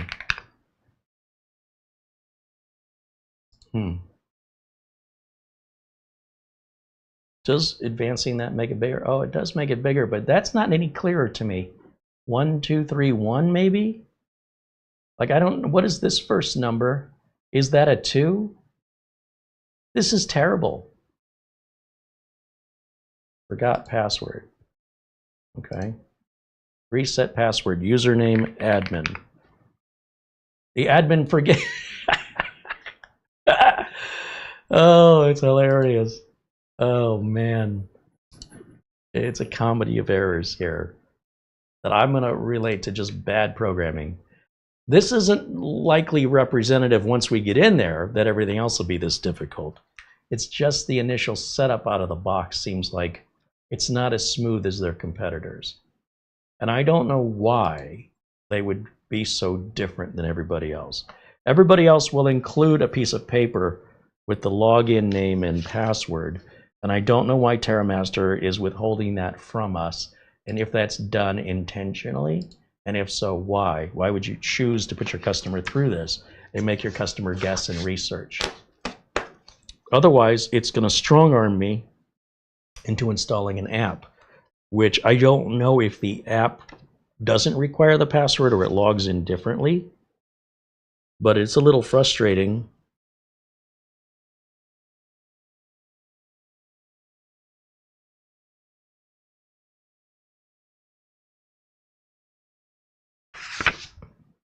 That there doesn't seem to be any indication.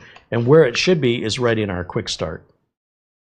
This is install the hard drive, so that's very specific. This is just telling you how to install the drives. Okay, that does its job. Quick installation guide should give us right here any default login information, default username, default password. And it's not here. I should not have to contact support and ask them for this information. Not only that, but the fact that it doesn't seem to be aligning with other models of TerraMaster, that they've, on one it's admin and password for the password, on another it's admin and admin. It's almost like they can't make up their mind and there's no standard.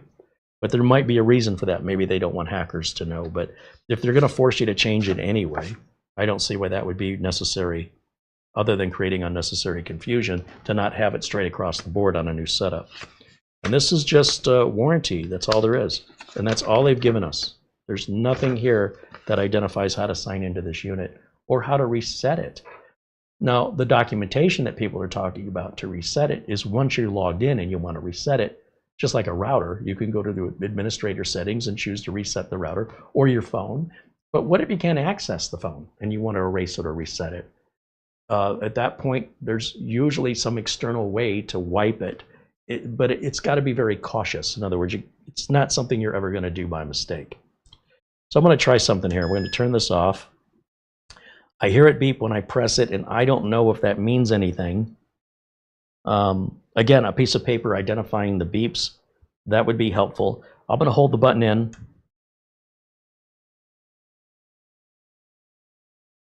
And that powers it off. Now I'm going to hold reset in the back. And while holding in reset, I'm going to turn it back on. Maybe that's the magic? I don't know. Okay, I got a deep beep. I'm still holding the button in because I'm listening for another beep, or I want to watch this light flicker. Nothing's happening. It's like that reset button is not connected to anything. So I don't know that that's doing anything. I'm sure it's hooked up. It's not following the standard protocols of even other TerraMaster resets. It's different. Is it different because it's rack mounted? I don't know why it would be. So yeah, it's a little strange that something so simple would be made so opaque, and it should be anything clear and obvious, conspicuous, very, very obvious and straightforward. that follow standard protocols or practices, not only of other manufacturers in the history of NASs, but of this own companies. So I'm very confused right now. Let me refresh the the access to this page here. Now it says loading, please wait. That's a good sign. Let me jump back over to my window capture so you can see what I'm seeing.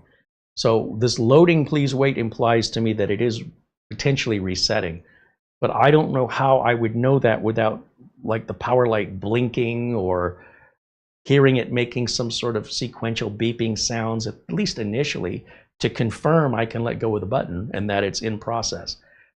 So it's kind of behaving secretly because of the lack of information it's not voluntarily providing. That is not standard. So if I bring a Synology or a QNAP or an ASUS store up here and I show you the reset, it's very definitive when I can let go of the reset button, and the light blinking on the front will indicate that it'll blink in a way that's not normal, like not common. And we know it's doing something different, which we can presume is the reset.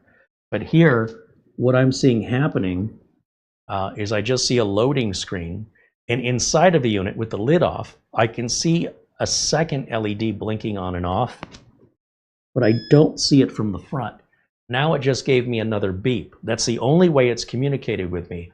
A dark, deeper beep initially, and then this whole time I've been talking, nothing until just now with a higher pitched short beep, but nothing on the screen has been updated so far. So I don't know, does that beep mean it's done? Does the beep mean it's 50% done? Is that some kind of a progress? What does that mean, and why is it not indicating to me what's happening right now? That lack of information seems across the board something TerraMaster has missed greatly. So I just don't understand what possible intention this has or why it would be overlooked. It's basic. Everybody has to go through this. It's not like you're going to buy a unit and you can skip this process. You cannot. So why is the process not obvious and clear? And why is the documentation not providing us the reset information or login default information?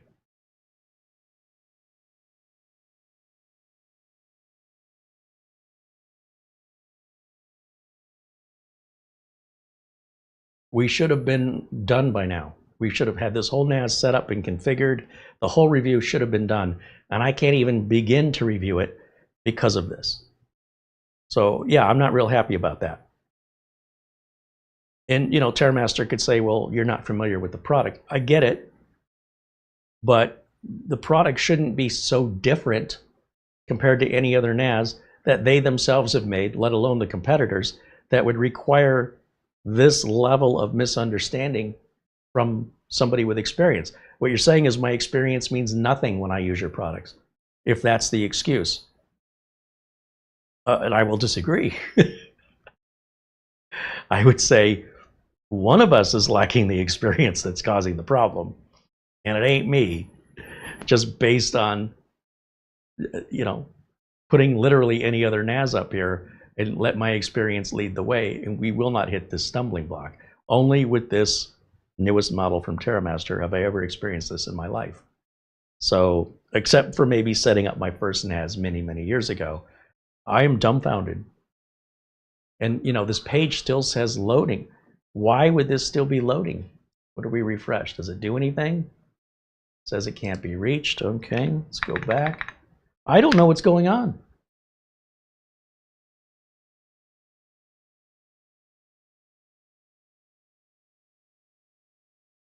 Is it re-downloading and reinstalling the TOS software from online? Is this, what's our progress? Is it downloading? Is it installing? I don't know. It won't tell me what's happening.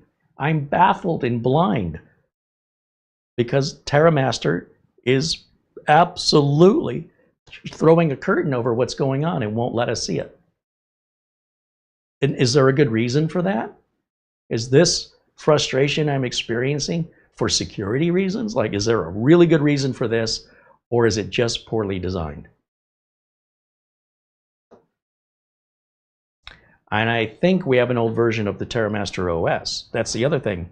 Didn't that say it was version 5? I think they're on version 6. Did we get a different IP address?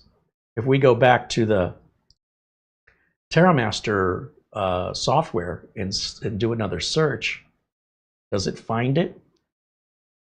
It does, and the IP address is changed. So now it's .70. That's better. Okay, now we're back to this. If the username is admin, I'm gonna just cry. What is the password? Is it admin? No. Is it password? Maybe with a capital P. P-A-S-S-W-O-R-D? No. Is it password with a lowercase p? No. And now we're back to the verification code. All right, well, look, we're already over 2 hours and we spent the last 45 minutes just trying to log in. I'm sorry. I really, really want to like this. I do. I was so looking forward to this. This is the most basic step in the world that has got the most confusing, opaque, hidden login I've ever experienced on a NAS, ever. That doesn't mean the NAS is bad. It doesn't mean TerraMaster's bad, but it needs what it means is there's an extreme need for improvement on this. Extreme user interaction in their menuing system, in their setup guide, that needs to make this process clearer so what I'm doing isn't possible for me to be this confused. And again, a simple piece of paper is all we need. Do you know something I don't, Mara? Not yet. No, this is very new. That's part of the problem. Do you need my super tiny eyes to see tiny digits? What do you think the login on this would be? It should be. Is it admin? Is it admin password? Does admin have a capital A? Does password have a capital P? Because this matters. It's supposed to be admin, all lowercase. Which is what I've tried numerous times. It clearly doesn't work. Right. How do you reset this? I mean, I think when I held the reset in, I think it was resetting, but it won't tell me. Yeah. Like if I hold the power button, you hear it beep? This is brand new. I don't care if it's brand new. It's not like they never made a NAS before. This is a build on to the previous 400 series. Right. So why isn't this working like the 400 series? Great If all they did was polish it, right. why is it so different? I So do not know. I'm gonna, and again, where's the reset instructions? Right. I'm gonna hold the reset button in, turn it on, listen. Deep. Yeah. Then I'm gonna let it go. Then we're gonna hear a higher pitch beep, which I guess means it's done. Then I have to check and see if my IP address has changed. Because otherwise, if I keep going back to the IP address it was on, because of the reset, the router's DHCPing a new address to it. Right. Wow. Just to log in with a default mystery login name and password. Right. I get that it's new. That's why we're reviewing it. Right. But it should be building on what came before it. Right. Now, if TerraMaster never made a NAS before, and this is their very first one, I get it. But how long they've been making NASs now?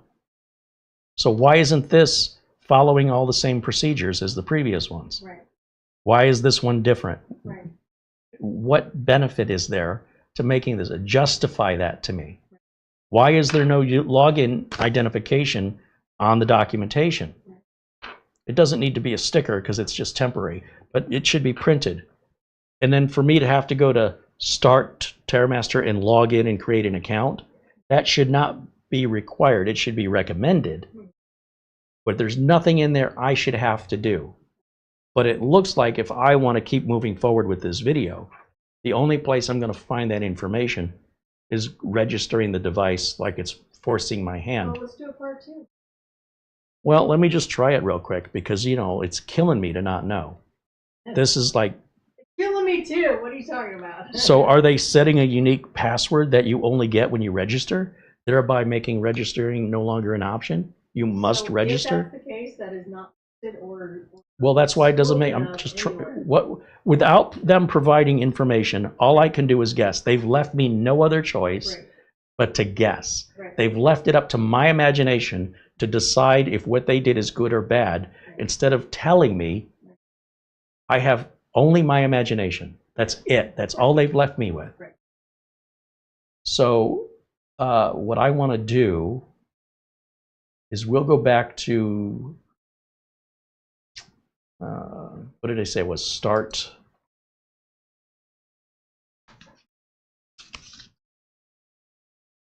Yeah, there's our beep. So start.terra-master.com. Start.terramaster.com. It says enter your email. Do you have a TerraMaster product? Enter your email. Okay, well, we'll do that. So I'll put my email address.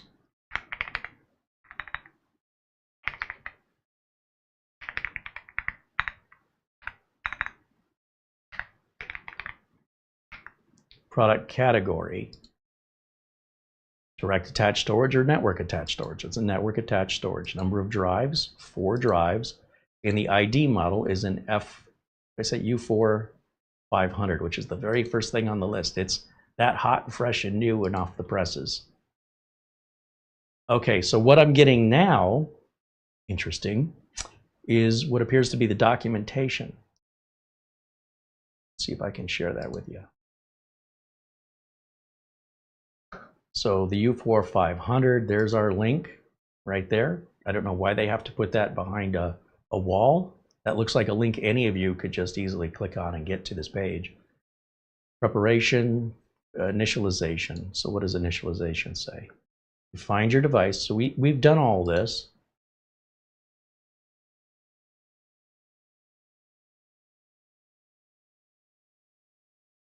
I never saw any of this happening.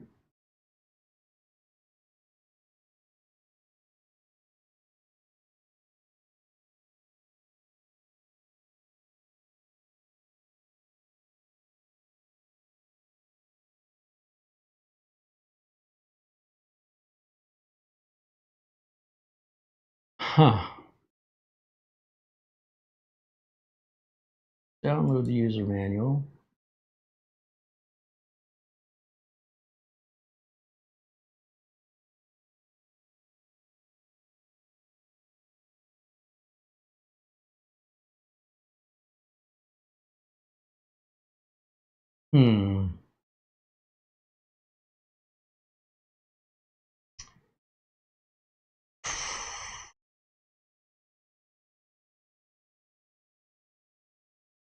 I am concerned that I never saw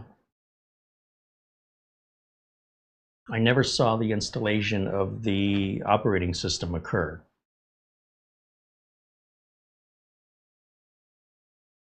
We review a lot of products on this channel, and I'm not buying separate drives for every single NAS that I review. That would be silly. What I'm starting to wonder is if these 4 drives, which I thought were in a Synology and that I thought I erased, maybe they were in a 4-bay TerraMaster and they were removed without being reset. And now it's loading the old TerraMaster operating system on the old whatever. I mean, I just can't imagine, because we had the TerraMaster all NVMe NAS. I think that was the most recent one. And that's all NVMe drives. And I left those NVMe drives in that NAS because I intend to come back to it and just kind of explore it a little bit more with the apps. And then before that, was there ever a 4-bay TerraMaster that these drives could have come out from that still have the username and password I set when I did that review? And is that why I'm not seeing the operating system install? And is that why I have version 5 instead of version 6?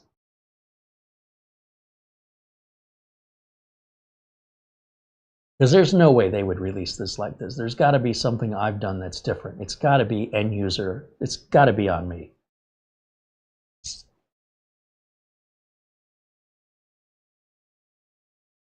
All right, let me think about this for a minute. Because that's the only thing that makes any sense. But what are the odds that those 4 drives were previously in a TerraMaster 4 bay that were removed without being reset? I can't remember. All the TerraMasters we reviewed I thought were 2 bay, but maybe not. There might have been a couple 4 bays in there, and these drives made it come out of there without being reset. In which case, I'm my own worst enemy, getting in my own way. But remember, I've got a lot of inventory, and we review a lot of things here. So, my first concern was finding these drives with the renovation and everything going on with the new studio. Look at me, I'm already coming up with excuses. But the fact is, there's a lot of stuff here, and I can certainly see that scenario I'm describing may explain this, because otherwise this isn't making any sense. So how can I reset this? Let me go back to the documentation.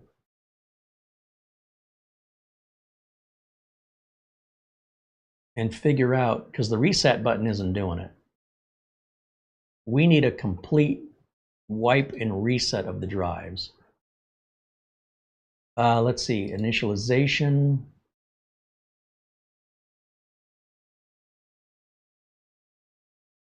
I wonder if the TNAS app will let us reinitialize this. So let's go back over to the TNAS app and explore this a little bit.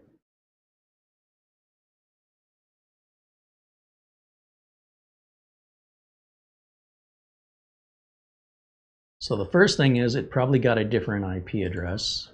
So let's hit the refresh button. So there's a bunch of people saying, you need to look at the chat. Oh, I do? Yeah, I guess there's some people that have some ideas. Take a look and what you think. Okay. I just want to see what my options are. Sync servers, backup tasks, feedback, support settings. See, this should be version 6. There's the mobile app. They keep pushing us towards that mobile app. It's all synchronization stuff.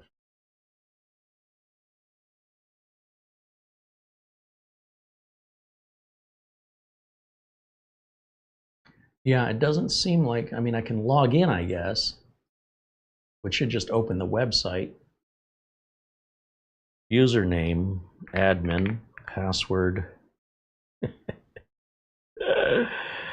Oh, man.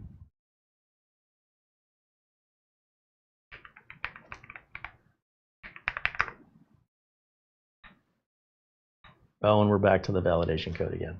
I'm just going around in circles. All right, let me go back over to camera 1.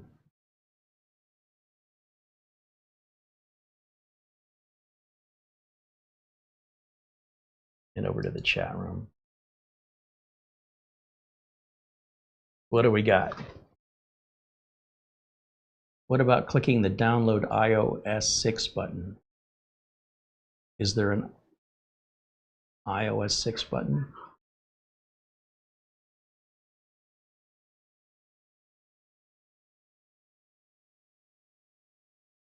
Lawn Dog says you can remove the drives, erase them, and put them back in. Well, that'll be about an hour.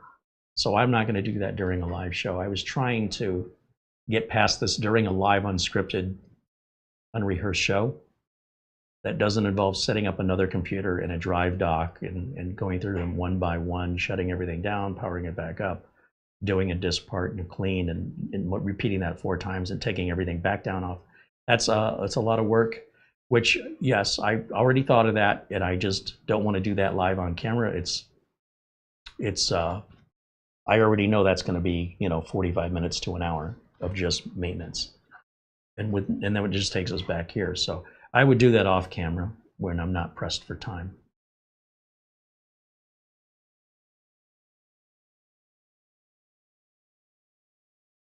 Start your TNAS, search your TNAS, click login. I tried that. If your TNAS is not initialized, you'll be redirected, which I was not. Please click start to initiate the initialization process. Greg M says there's no nuke from orbit.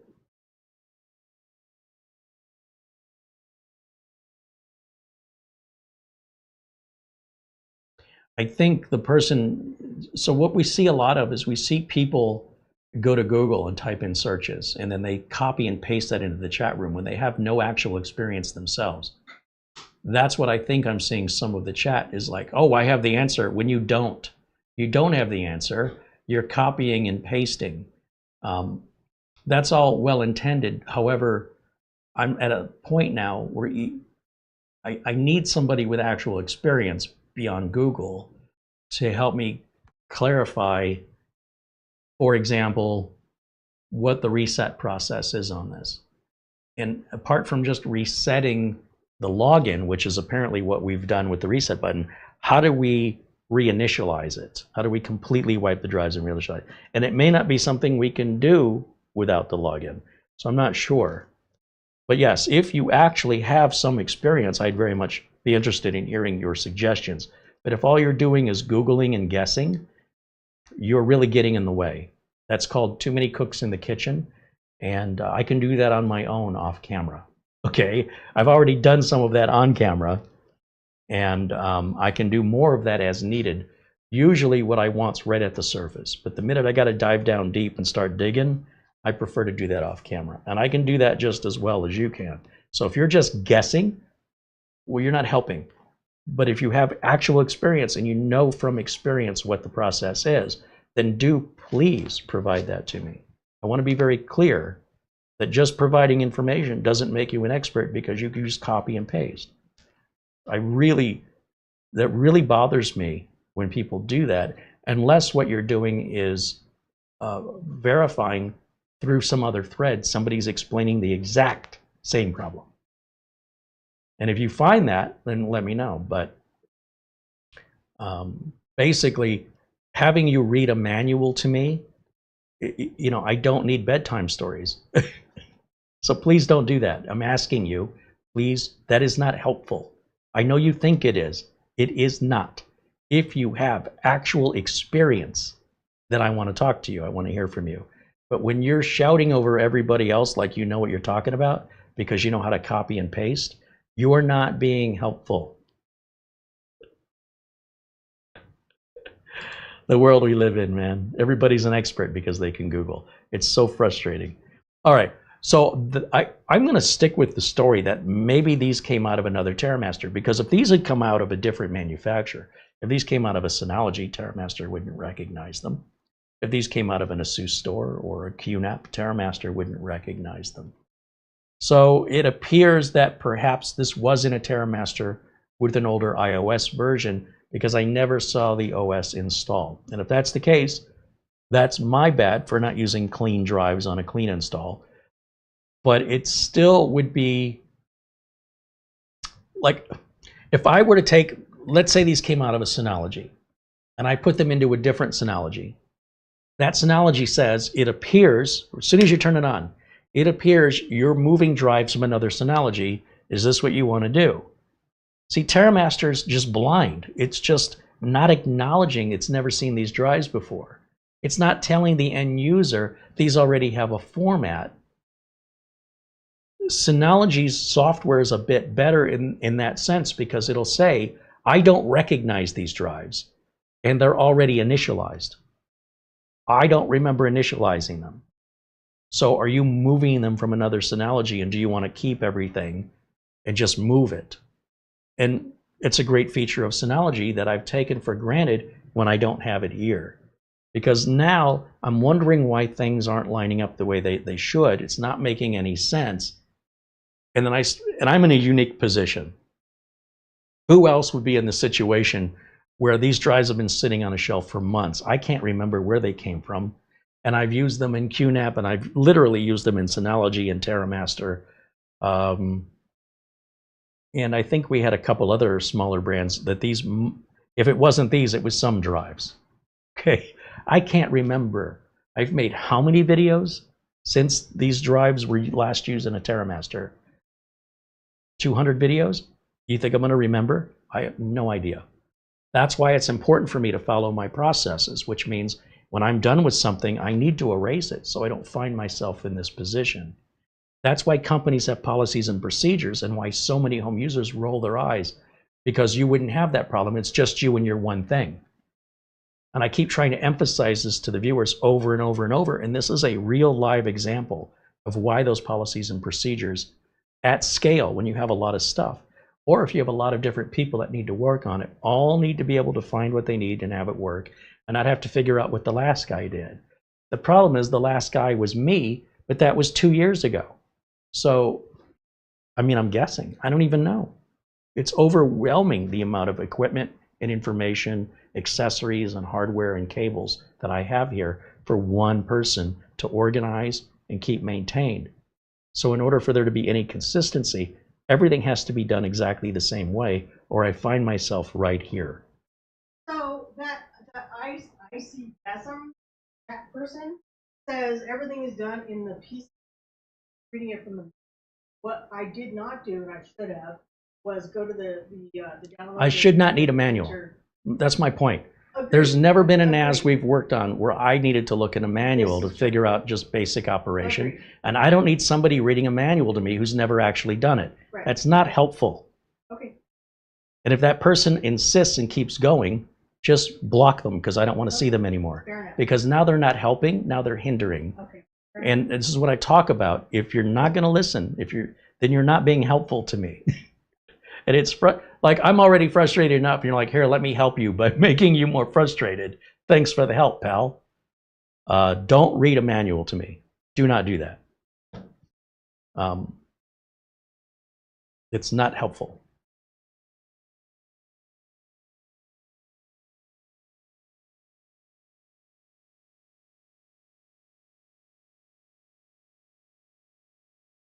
Jurgen says there's a complete upgrade, update, initialize, download on the page you were just at.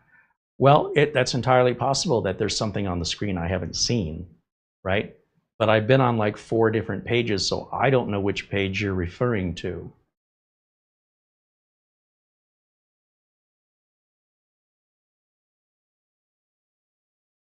Greg M says, if you remove the drives after powering the unit off and then power it on without any drives, what happens? I would imagine what would happen is it'll come up and say, hey, there's no drives, therefore there's no operating system. That's what should happen. There wouldn't be any password to log into, and there wouldn't be any software, because all the software should install on the drive. There is no storage on the motherboard, as far as I know. Now, we have seen TerraMaster use small USB flash drives to boot from, like on the small home NASs. And if that's on this motherboard, I don't see a USB flash drive plugged in on this board as we have on the other units where the operating system was on a flash drive. Like on a Synology, your operating system's on the internal drive. So the minute you take the drives out, you don't have an OS anymore. So you just have a basic function of the motherboard BIOS, essentially. Let me take a closer look just to see if I might be missing something here. But on other TerraMaster devices, it's pretty obvious. You know, you have a USB flash drive, and it does appear there's a SanDisk flash drive right here. So likely this has our operating system on it. And this does kind of frustrate me a little bit, only because, let me turn this off and I'll show you. When we've looked at other TerraMaster devices before, I was puzzled to find a flash drive in them. And I'm not aware of any other NAS manufacturer that does this. This is a 32 gig USB flash drive, and this probably does contain the operating system versus the drives. That's entirely possible now. I did not see this, but I am aware of it in this style from TerraMaster. This is nothing new from TerraMaster, but I thought I thought that this was aligning more with the industry standard on this level of unit, but no, they're still doing this. Okay, well, that's good to know. So that means it would be possible for this to boot without drives in it. So just to satisfy our curiosity, you know, what would happen if, let's eject all these. And then I'll plug it back in and see what it says. Yeah, I did not see that flash drive there. So my assumption was, just like Synology, if you take the drives out, nothing's going to happen. It's just going to say, hey, I can't go any further without any drives. When you put the drives in, Synology downloads the latest operating system, or DSM, and it goes on a partition on one of the drives. TerraMaster, and again, as far as I know, only TerraMaster, not ASUS Store, not QNAP. I've never seen a flash drive installed on a motherboard to load an operating system. And the only time I have seen that, when I have seen it, is from TerraMaster. So, all right, let's turn it back on.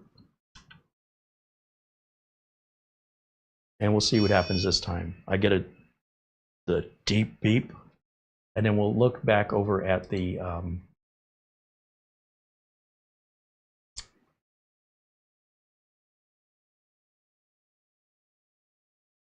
PC, TNAS PC for Windows app.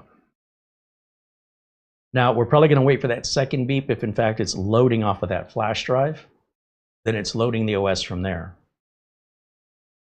So right now, it's not finding anything on the network yet. It does take a minute for that to boot.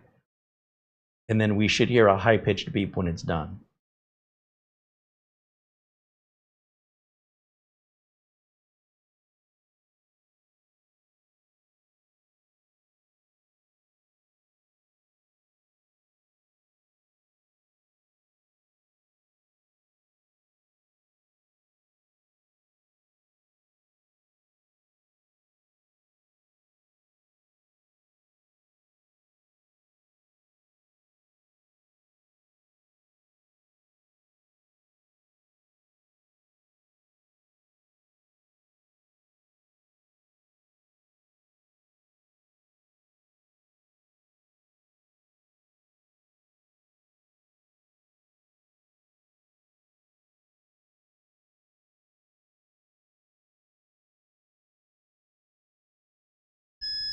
Okay, there's our high-pitched beep.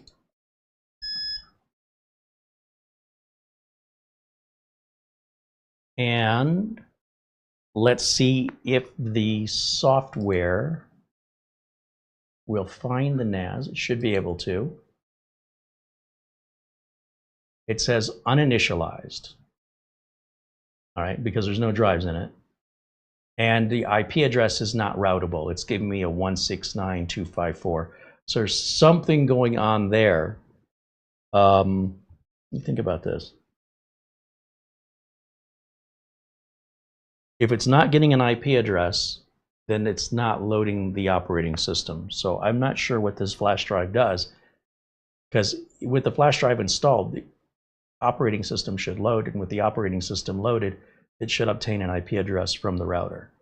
So we must need a drive installed. So if I put one drive in, just out of curiosity, and yes, you can do this on a NAS while the system's on, there's no harm in that. We don't have a full array, but you know, just because we have 4 bays doesn't mean we have to use 4 bays. Ideally, to take advantage of the RAID, you'd want to, but for experimentation, you could just start with 1, initialize that, and go on. And with that drive installed, what I'm curious about is, will the NAS need to be restarted, or does it automatically detect? And it should automatically detect. So let's try again. Still says uninitialized.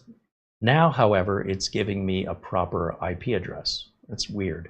So let me go back over to our 192.168.70 page. And it just says loading, please wait again. So again, we have no progress indicator. Nothing's telling us what's happening right now. I don't know what is loading. It just says loading. I don't know what that means. Let me refresh this again just to see if it's redetecting this differently. So the IP address is still the same. It still says it's uninitialized with the 1 drive in there, which of course, with a RAID array, we can lose 1 drive and we're fine. But if we lose 3, then one in and of itself is not useful. So that has to be reformatted and reinitialized as a single drive if that's how we want to use it moving forward. That doesn't solve the problem with the other drives yet. What it does is it does break the chain, that if these drives were interlinked together on a previous TerraMaster, which is the only thing I can think of, but I swear those came out of a Synology. So that's why I'm so baffled. And again, the website just continues to say loading when I log into this. And now I'm refreshing because it doesn't seem to be refreshing itself. And it's telling me now the site can't be reached. So now I'm wondering if the IP address changed again.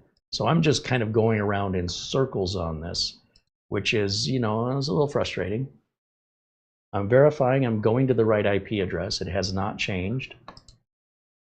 And maybe the reason it says the site can't be reached is because whatever it's loading is still loading. I have no idea. So when it comes to whether or not, whatever the reason is that I'm encountering this, right? If it's my bad by using other NASs, TerraMaster could have made that clear. If it's loading, it could give me some progress indicator, right? What is it loading?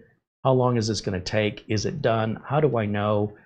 It's not giving me that information. It just says loading, please wait. And when I manually refresh the page, it says page can't be refreshed.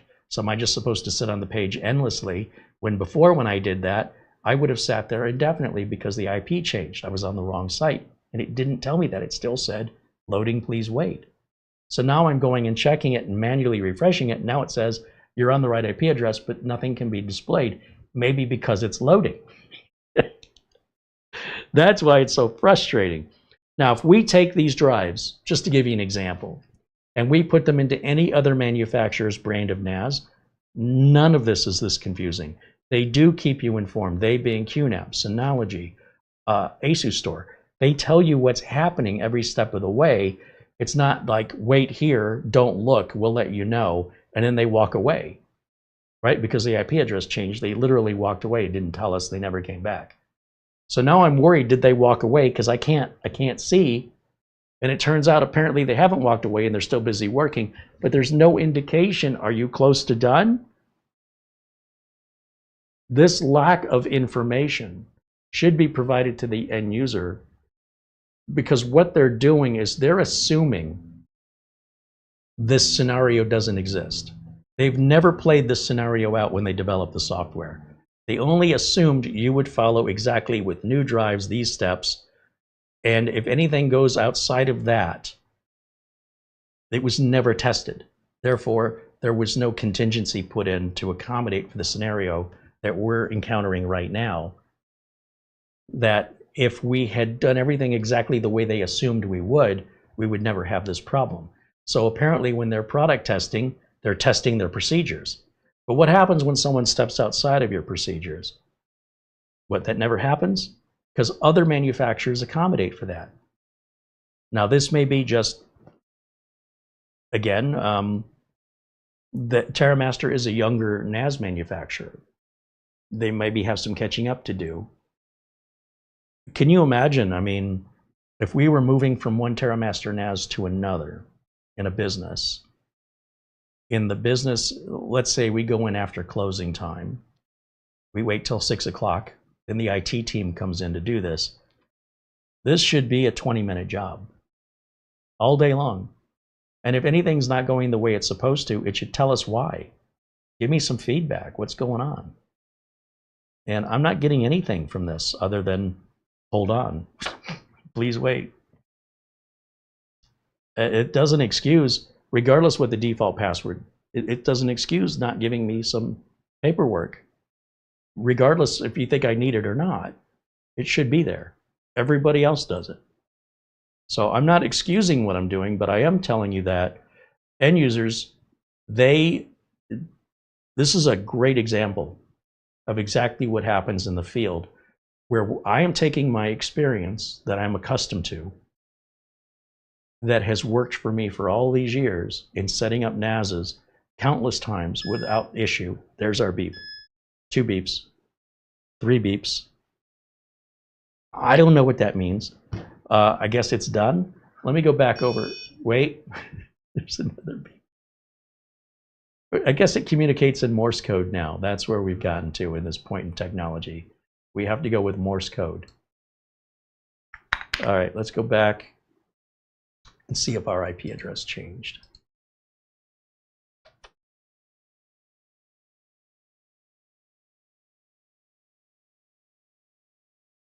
Let me refresh. No TOS device, no TNAS device found. So apparently it's rebooting. That's what it sounds like, is those beeps were indicating. It would have been nice if it told me that.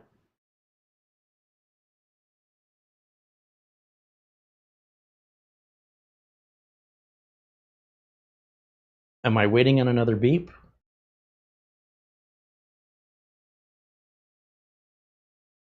Still nothing found. Is it installing?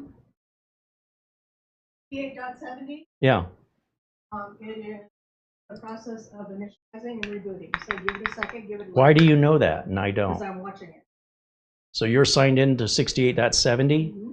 but because I refresh 68.70, it no longer updates for me? Oh, it should. No, I'm getting the site can't be reached. Oh, hold on a second. It might be in the. Oh, I know it is. Because the software is not finding it on the network. That means it's doing something. And just kicked up really loud. There's our beep. There's our beep. Okay. So I'm assuming what happened was it's downloading TOS from the internet. It's installing and initializing it on the single drive. Wow. I don't know why it won't refresh on my side.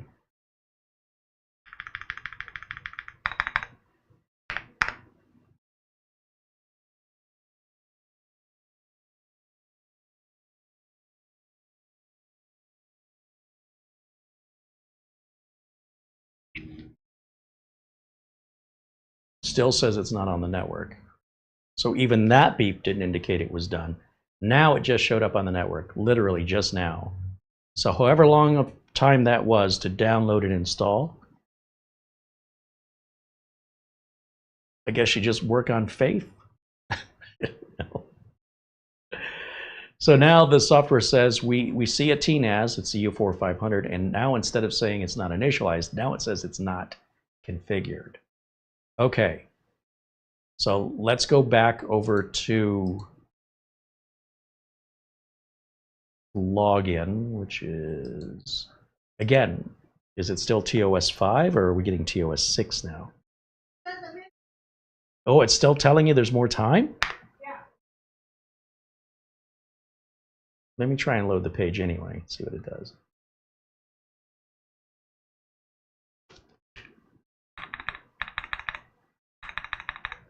No, it's still not loading the page. I'm getting nothing. Not an error, I just get a blank screen with nothing on it.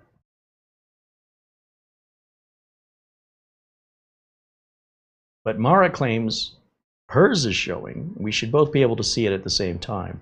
It's not like who's ever in there first should get it. The only difference is I've been refreshing the page, and apparently once I've refreshed it, it kicked me out and won't let me back in again. And apparently she has not refreshed her page, so it is automatically updating her. It should work either way. Again, going off my experience with other network attached storage devices, this is what I've grown to expect as normal, regardless of who makes it.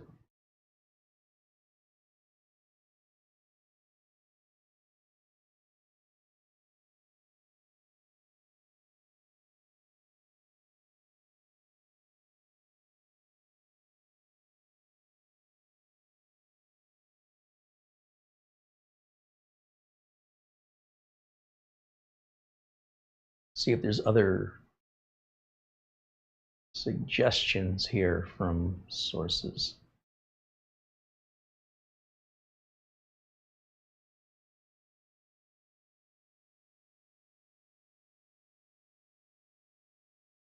Mara says 10 more seconds. All right, we're going to get another beep, maybe?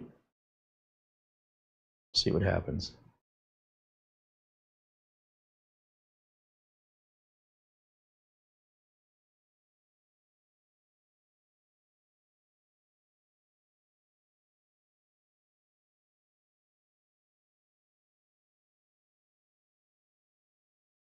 No beep. Nothing indicates it's done. At least if it's been more than 10 seconds and nothing's happened. I have the username and password. Okay, but I'm not getting anything here.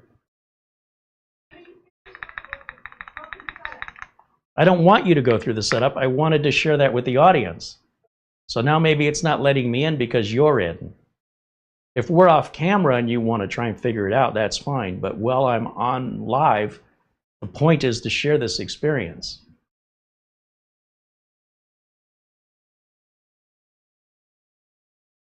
Okay.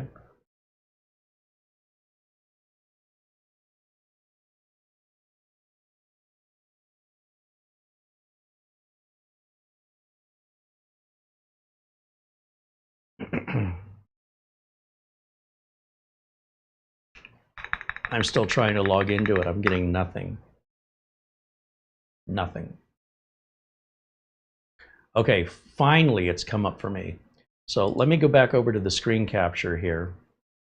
And this isn't what I want. Let's go back to the browser. Okay, now it's saying it's TOS 6.0.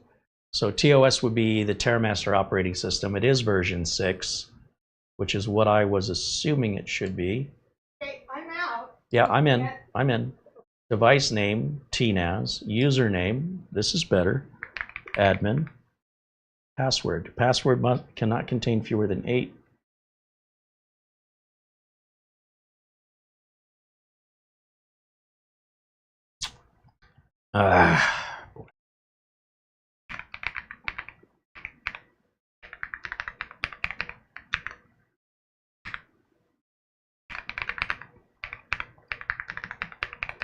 Is that going to meet the requirement? No.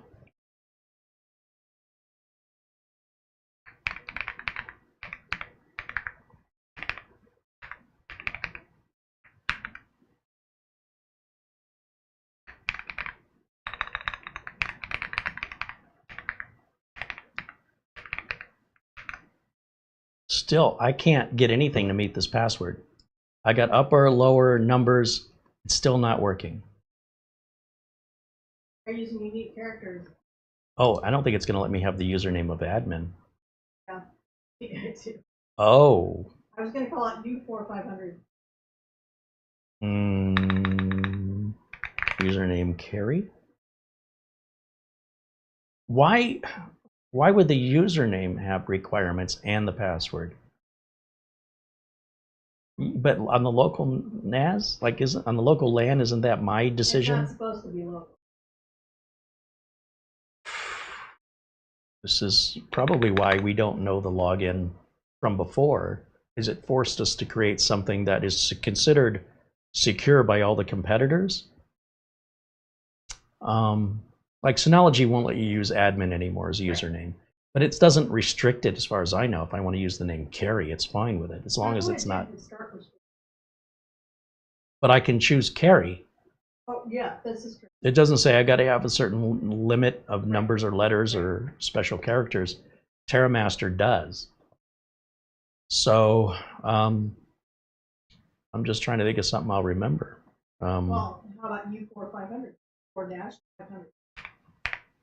I'll never remember that. It's not long enough. It doesn't work. Oh, for the username that doesn't work? It does not work, Oh. as far as I can tell. Oh, wait a minute. I take it back.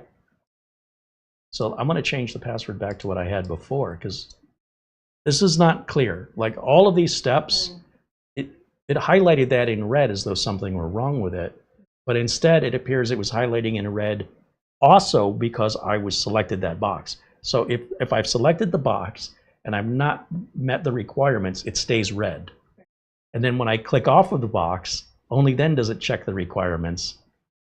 This is, it's not obvious.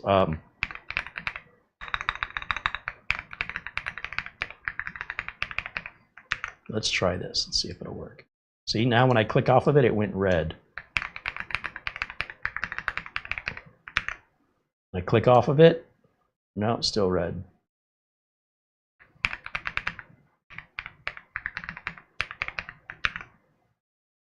Okay, this time this stays red, but next lit up as though everything's fine.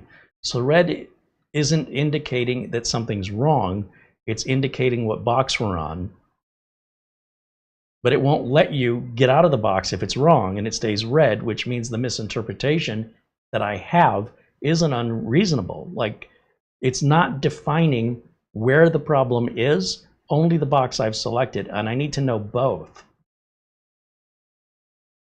All right, let's just see if we can get past this.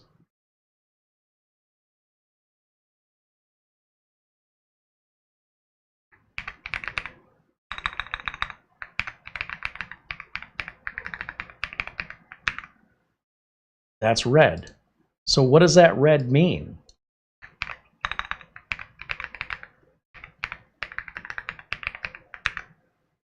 I mean, it's highlighting next, but it won't let me go next. Why is it saying, why does next become available for me to click on, but then doesn't let me, when I click on it, doesn't do anything?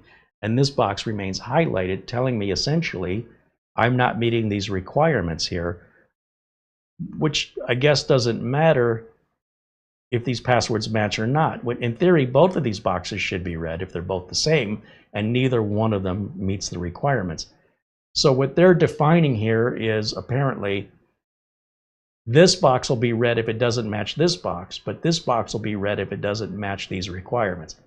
That's why simply highlighting something in red is not communicative in an intuitive way to an end user without identifying specifically what the red highlight is referring to. So let me set the password to include numbers and characters that are upper and lowercase and special symbols. Ridiculous. I should be able to set a password as long as I accept my responsibility for it. And this makes demoing things much more complex. See, now this box is red. So why is this box red now, other than that also means that's the box I'm in? Like the blinking cursor isn't enough? Usually a blinking cursor tells you what box you're in, and a red line somewhere in the box means you've done something wrong. So this should mean that these don't match, but yet next lit up. And if I hit next, it advances forward that nothing was wrong. This is very confusing. Now, I don't want to put a security email in here. See, when we forgot the password, it says it'll email it to you. That's what this is for.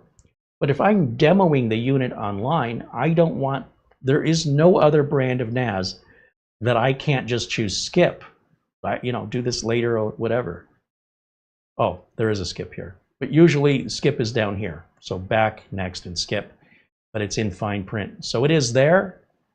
So skip verification. Come on. No.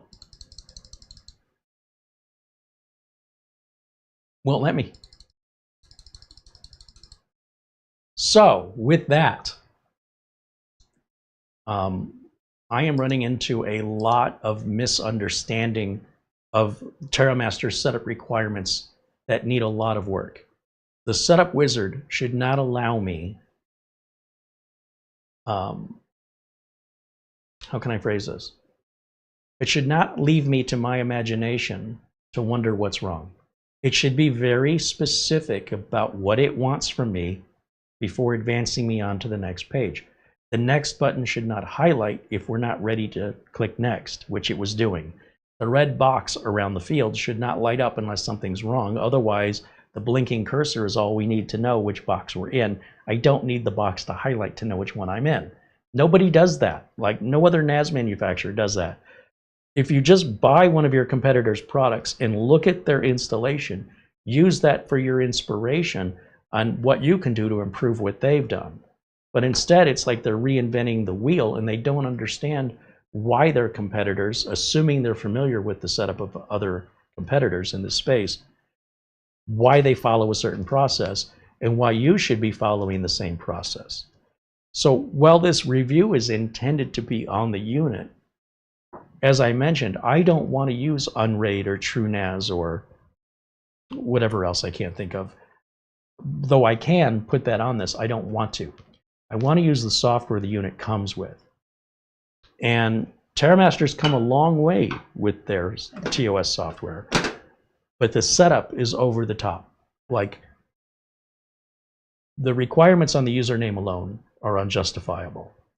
I understand why they don't want to use admin, but I should be able to still use it if I want to, right? It could say, hey, this is not a good username to use because hackers are going to try it. I want to use it anyway, all right? It could say, this is not a good password to use. Give me an option. I want to override that. I want to use it anyway. When it wants to set up an email, give me an option to skip that step. Don't offer me the skip button and have the skip button not work because it still requires the email address that I don't want to provide for any number of reasons. All other manufacturers allow you to bypass all of this. Although Synology will not let you use the admin name, and they do have password requirements, they're not that stringent. And the fact is, whether you've got upper or lowercase numbers or symbols, that really doesn't make your password more secure. What makes your password more secure is that you have a longer password. The more characters it is. And if you can put a blend of numbers and letters, that's great. If you add special characters like exclamation point, at, or hashtag, whatever, parenthesis, you're adding more layers of security, but you're also complicating the installation process. So then you should just use a biometric install. Give me a fingerprint. Let me use a what's it called? A passkey. Then you can have a 32 character long password you'll never need to know except for backup purposes if your passkey's not working. Because if you want to implement that level of security on this, then there should be an easier way to enter it from an authorized individual, like a thumbprint or a YubiKey, something like that. Now, granted, I could set this up with the most complex login and password and then save that into RoboForm as a password manager and let it do the work for me. But that doesn't really work well if you're working with a team. That works well if you're one individual. So this, it's like being set up as though it's one individual when it needs to have, in my opinion, it needs to be more enterprise friendly with the policies that enterprises use. And it seems like it's blending the two together, and it's making it very difficult for me to test for all of these obstacles that are unlike any other NAS setup I've ever done. So in that case, we go back to, is my experience hurting me? Well, yes. I am basing my process on how I've done it in the past. That's how we call it experience. And TerraMaster's saying, take all your experience and throw it out the window, because we're going to do it differently. Now, if differently is better, easier, more secure, sign me up. But if it's not any more secure, if I don't have security issues with QNAP and Synology in a SUSE store, why then does the security to be more complex justifiable on TerraMaster? What's different that makes the TerraMaster more vulnerable? Nothing. So let me continue the process I've been using, following in the steps of your competitors. So again, when it comes to stuff like this, it makes it very difficult to do any video review on it, because what that means is we have to do a lot of off-camera setup and prep, which then isn't an honest out-of-box experience. It's like, oh, I can't show you this and I can't show you that because it's private information. And that means we have to set up a bunch of fake accounts and fake email addresses that work in order to get through the setup, which isn't really what I want to do. It's taking something that should take 20 minutes and turning it into an hour and a half. So it does appear, though, based on the fact that we got an initialization screen, that these drives must have had TOS5. That must have been where it came from. And regardless of that, that means whatever the password requirements were, I did not use the standard password on this that I use on all the other NASs, because my regular logins weren't on here. I'm so frustrated, because if everything about this is the same, If we could interchange this with their competitors and not tell the difference other than price, but now I have to go through an entirely different login set of requirements that I've never used before for any other device on the network that has to be special for TerraMaster, I'm not quite sure the money savings is worth it now. Because you better make sure you keep good documentation. This is what my login is. This is what my password is. And by the way, if somebody steals that documentation, there goes all your security, defeating the whole point of adding the additional security by having to write it all down because it's different, instead of maintaining some level of process across all the devices in the rack. I'm not saying you have to use the same logins, but they could be related to one another. This is password 1, and this is password 2, and this is password 3, based on their position in the rack. But I can't use that system on this one in position 4 because it doesn't meet its requirements for password. So that means we have to go off to a completely different process for this. And then we better write it down and document it. Then the minute that documentation gets in the hands of a bad guy, all of that was for nothing. It was all theater. It was the illusion of more security, and all it did was overly complicate things that didn't need to be complicated, that were fine as is, the way other competitors do it. So those are my thoughts. What I will do off camera is I'll reinitialize all 4 of these drives, and then I'm going to get past the login stuff off camera, and I'll make a note of what the login information is. I'll just make a post-it note. And then we can come back and we can log in and we can actually play around in TOS 6 once we get over this hump. This should have been the easiest part of the whole thing. All right, there you go. Live video, what are you going to do? It's honest. I'm being honest with you. This is not a setup. Nothing that you're seeing was done with intention. It's just weird. It's very weird.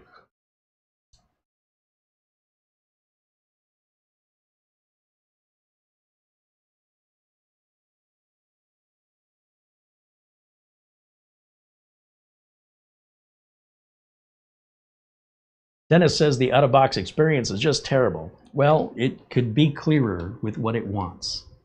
Like I said, if I had taken the drives out of Synology and put it into another Synology, the new Synology will acknowledge, it appears you're trying to move drives.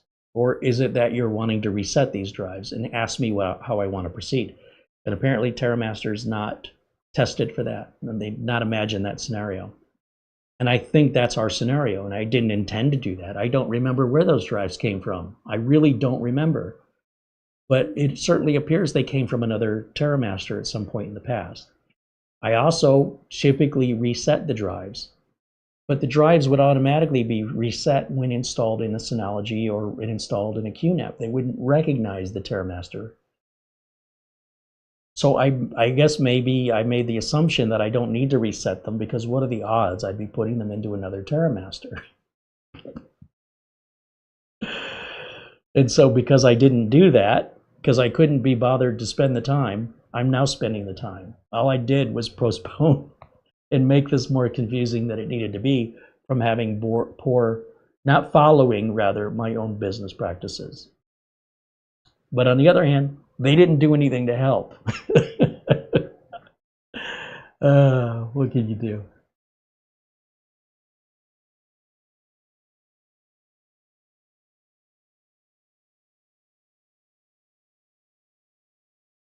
So yeah, even if using biometrics, you'd still need a password, right, in case biometrics don't work. But you wouldn't have to constantly, every single time you want to log in, have to keep putting that enormous login name and password in over and over and over, or use a password manager on a specific browser, versus being in a business where you could potentially be using any computer in the office, and they're all not going to be sharing RoboForm passwords. So that's just not a practical enterprise design from my experience.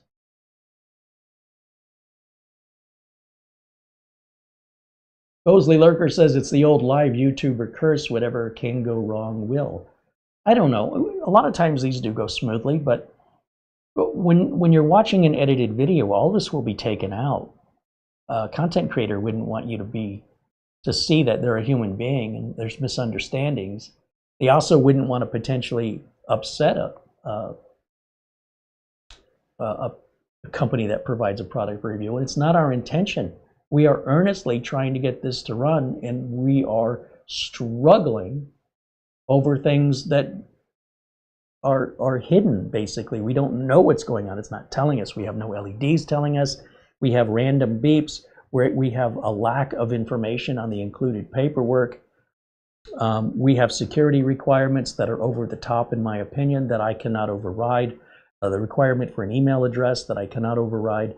All of this is all in the wrong direction for me. And if they said, look, everybody's doing this and we're no different, okay, but nobody else is doing this. It's just you guys. So make it an option. Let me opt out of it if I want to, for whatever reason. As the person who purchases it, let me decide what my security is. Warn me. That's fine. Look, if you choose this password, it's a weak password. I don't care. If I'm not opening this up to the internet, it doesn't really matter. It's only on my local area network. If you're already in the building and on the network, I mean, you know, you could just walk into the server room and take the damn thing. So I don't know that I agree with their logic on this, but maybe there's something about it I'm missing. But somehow we've been operating enterprise business NASs for a number of years now, and we never open them up to the internet, so we don't have to worry about that password security.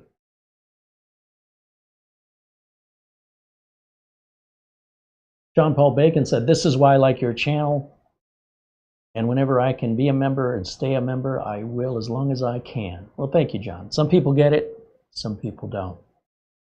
Some people think I'm just supposed to know all things and run a YouTube channel and interact with my audience and stay in focus and watch my audio and do all the things behind a camera that they're sitting on a couch not dealing with, and think, well, it's so easy, why doesn't he see what's on the screen? Because I got 6 different things going on at the same time. Try doing it sometime.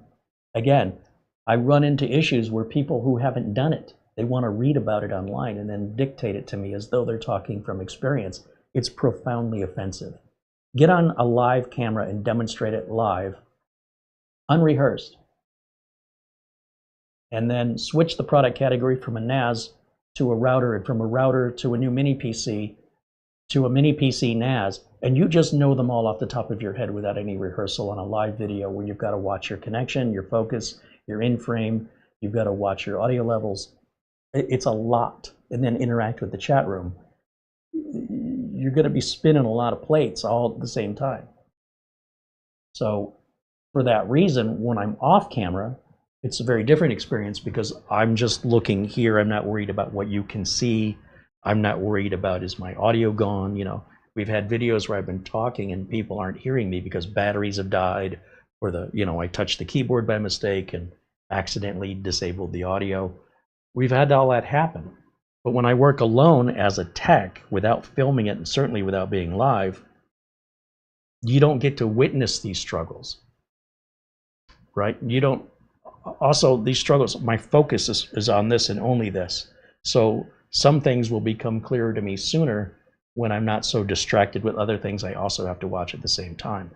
And I'm a bit concerned that we have some viewers that are so simple-minded that they don't understand how many things I'm balancing at the same time and what a difficult tightrope walk this is.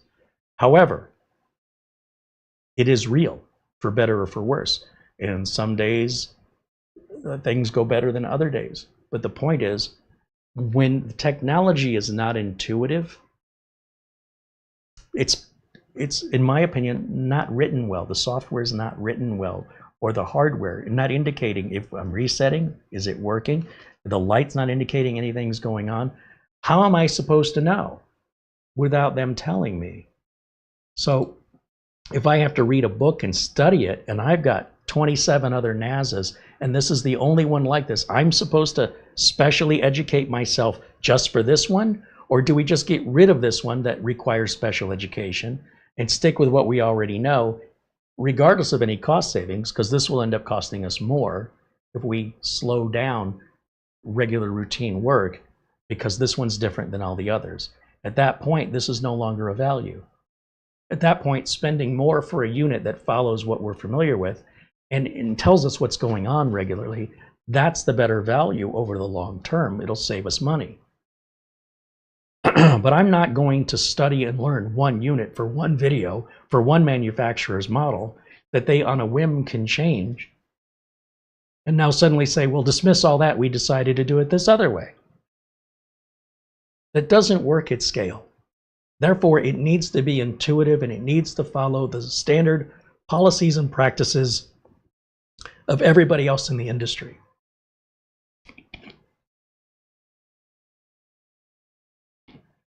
So there you go.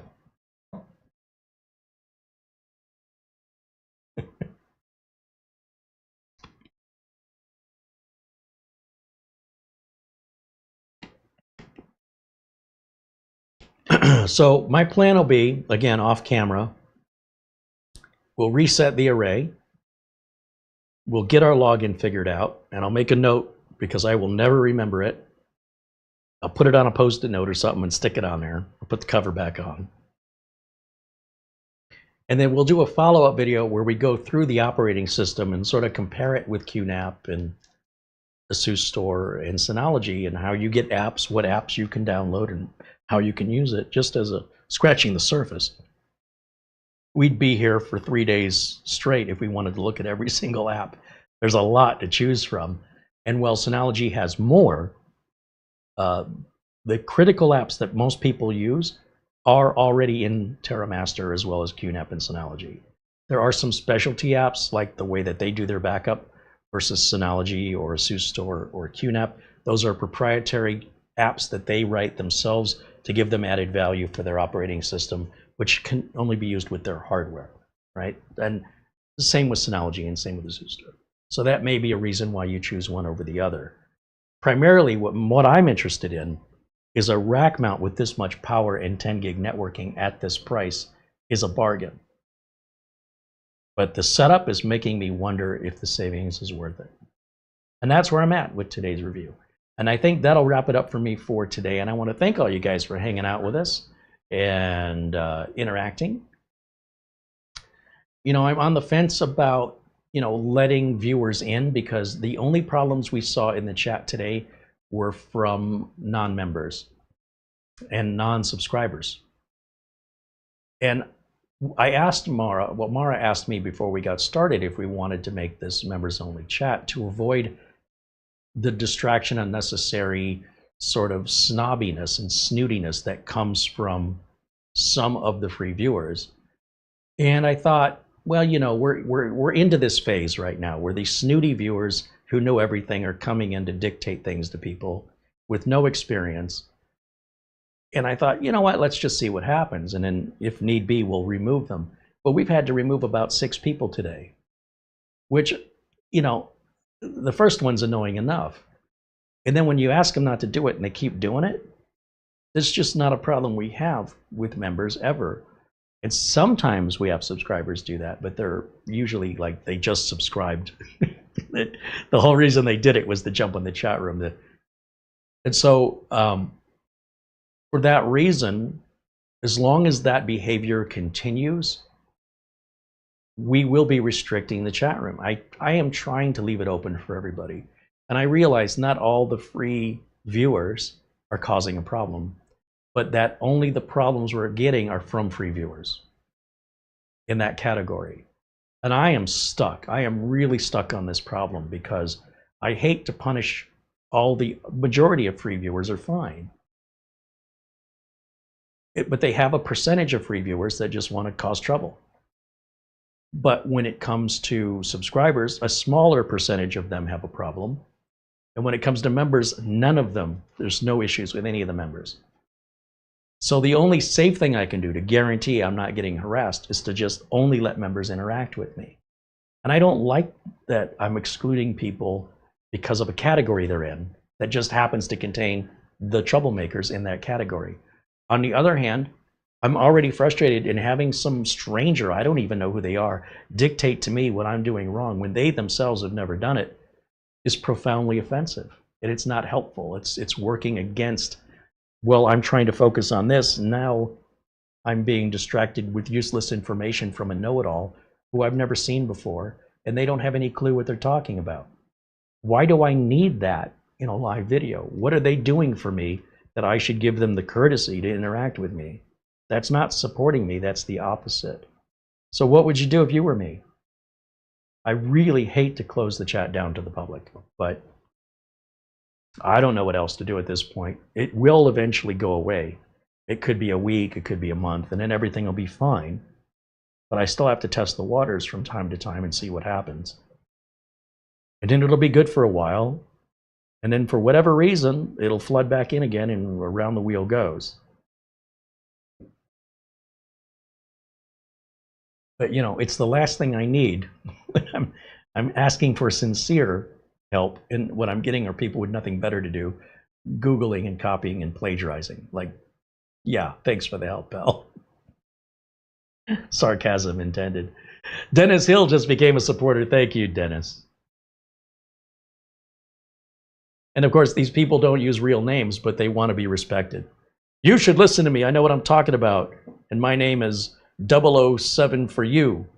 Yeah, I don't know who you are. You're probably a bot. I'm probably having a conversation with a bot. So then I feel really stupid that I'm arguing with an automated thing. So if you want to be respected, and that's important to you, and you want me to listen to you, you need to get me familiar with you, introduce yourself. Tell me what your experience is. Become a regular viewer and interact with us in a kind way, not in only a corrective way. And then as I get to know you, I'll trust you. And then I'll say, okay, I'll listen to this person. I understand who that's coming from. If it's coming from somebody I've never heard of, I've never seen them before, and they're being adamant, get out. I don't know you. That's no way to introduce yourself. Try that in real life and let me know how that works out. So we're probably going to keep restricting the chat for the time being, based on what I've seen today. So, and you've seen it too. And again, that keeps it live. That can help you on top of everything else I got going on. I got that going on too, which makes it very difficult to stay focused. And with that, you know, I do thank the folks at TerraMaster for sending this to me. And my intention is to help them make a better product. You know, if this isn't clear and if this isn't intuitive, if there's ways it can be improved, it would help TerraMaster, it would help their customers.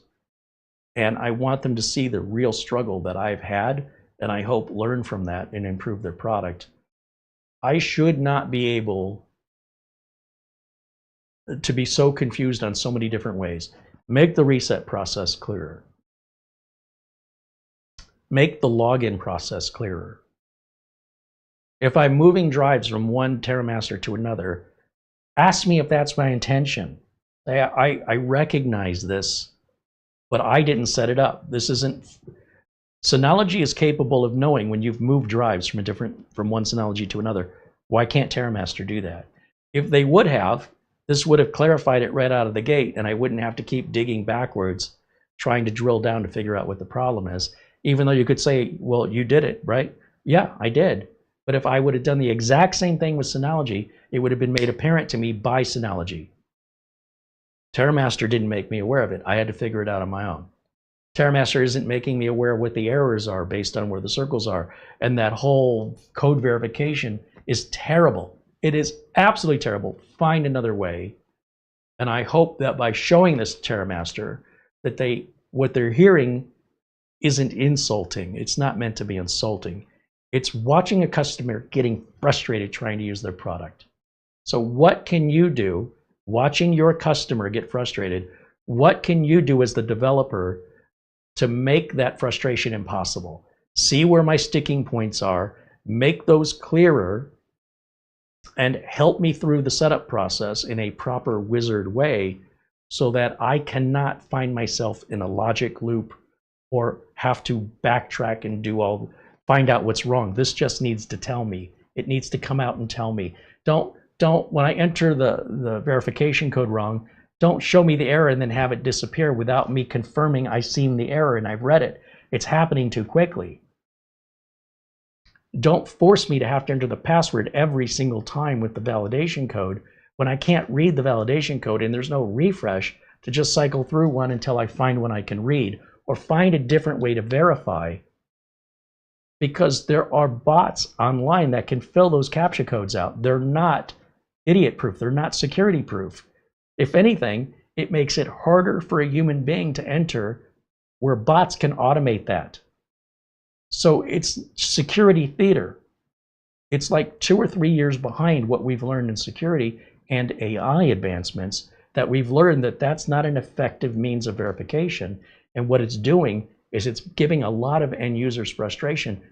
You talk to any end user about those CAPTCHAs, see what they have to say about them. They don't like them. They rarely ever get it right the first time, and they start getting frustrated. There are better ways.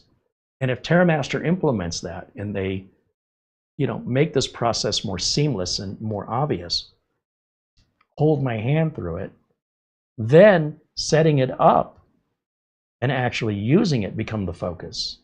That's where the focus was supposed to be on this. We couldn't even, as a professional on a 3.5-hour video, still can't get it that far. So with that, food for thought. It doesn't mean the unit's bad. The software needs some evolution.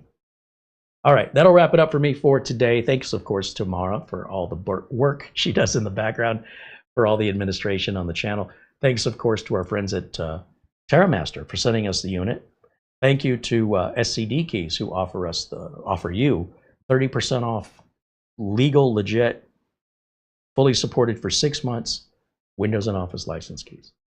Thank you to all the members for hanging out with us today.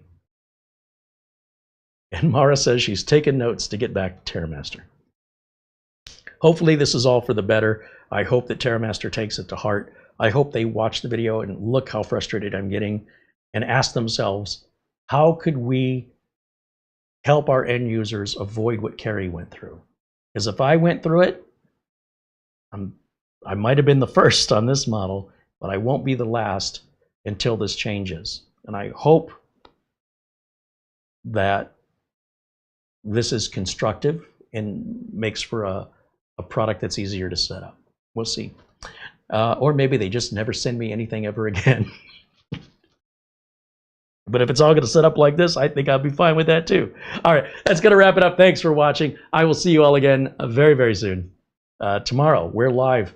We've got, oh, darn it, I forgot. I think I have a build set up for tomorrow, but I'm not sure. I have to go back and look through the parts. This will be pushed aside, and we'll do a part 2 follow-up on this next week. All right. Thank you for watching. I hope you'll join us tomorrow at 1 o'clock. Every Friday we are live, and we'd love to see you there in the live chat. Thanks, of course, to our good friend Buster out there in Scotland as well. And we will see you all very, very soon. Until next time, bye for now.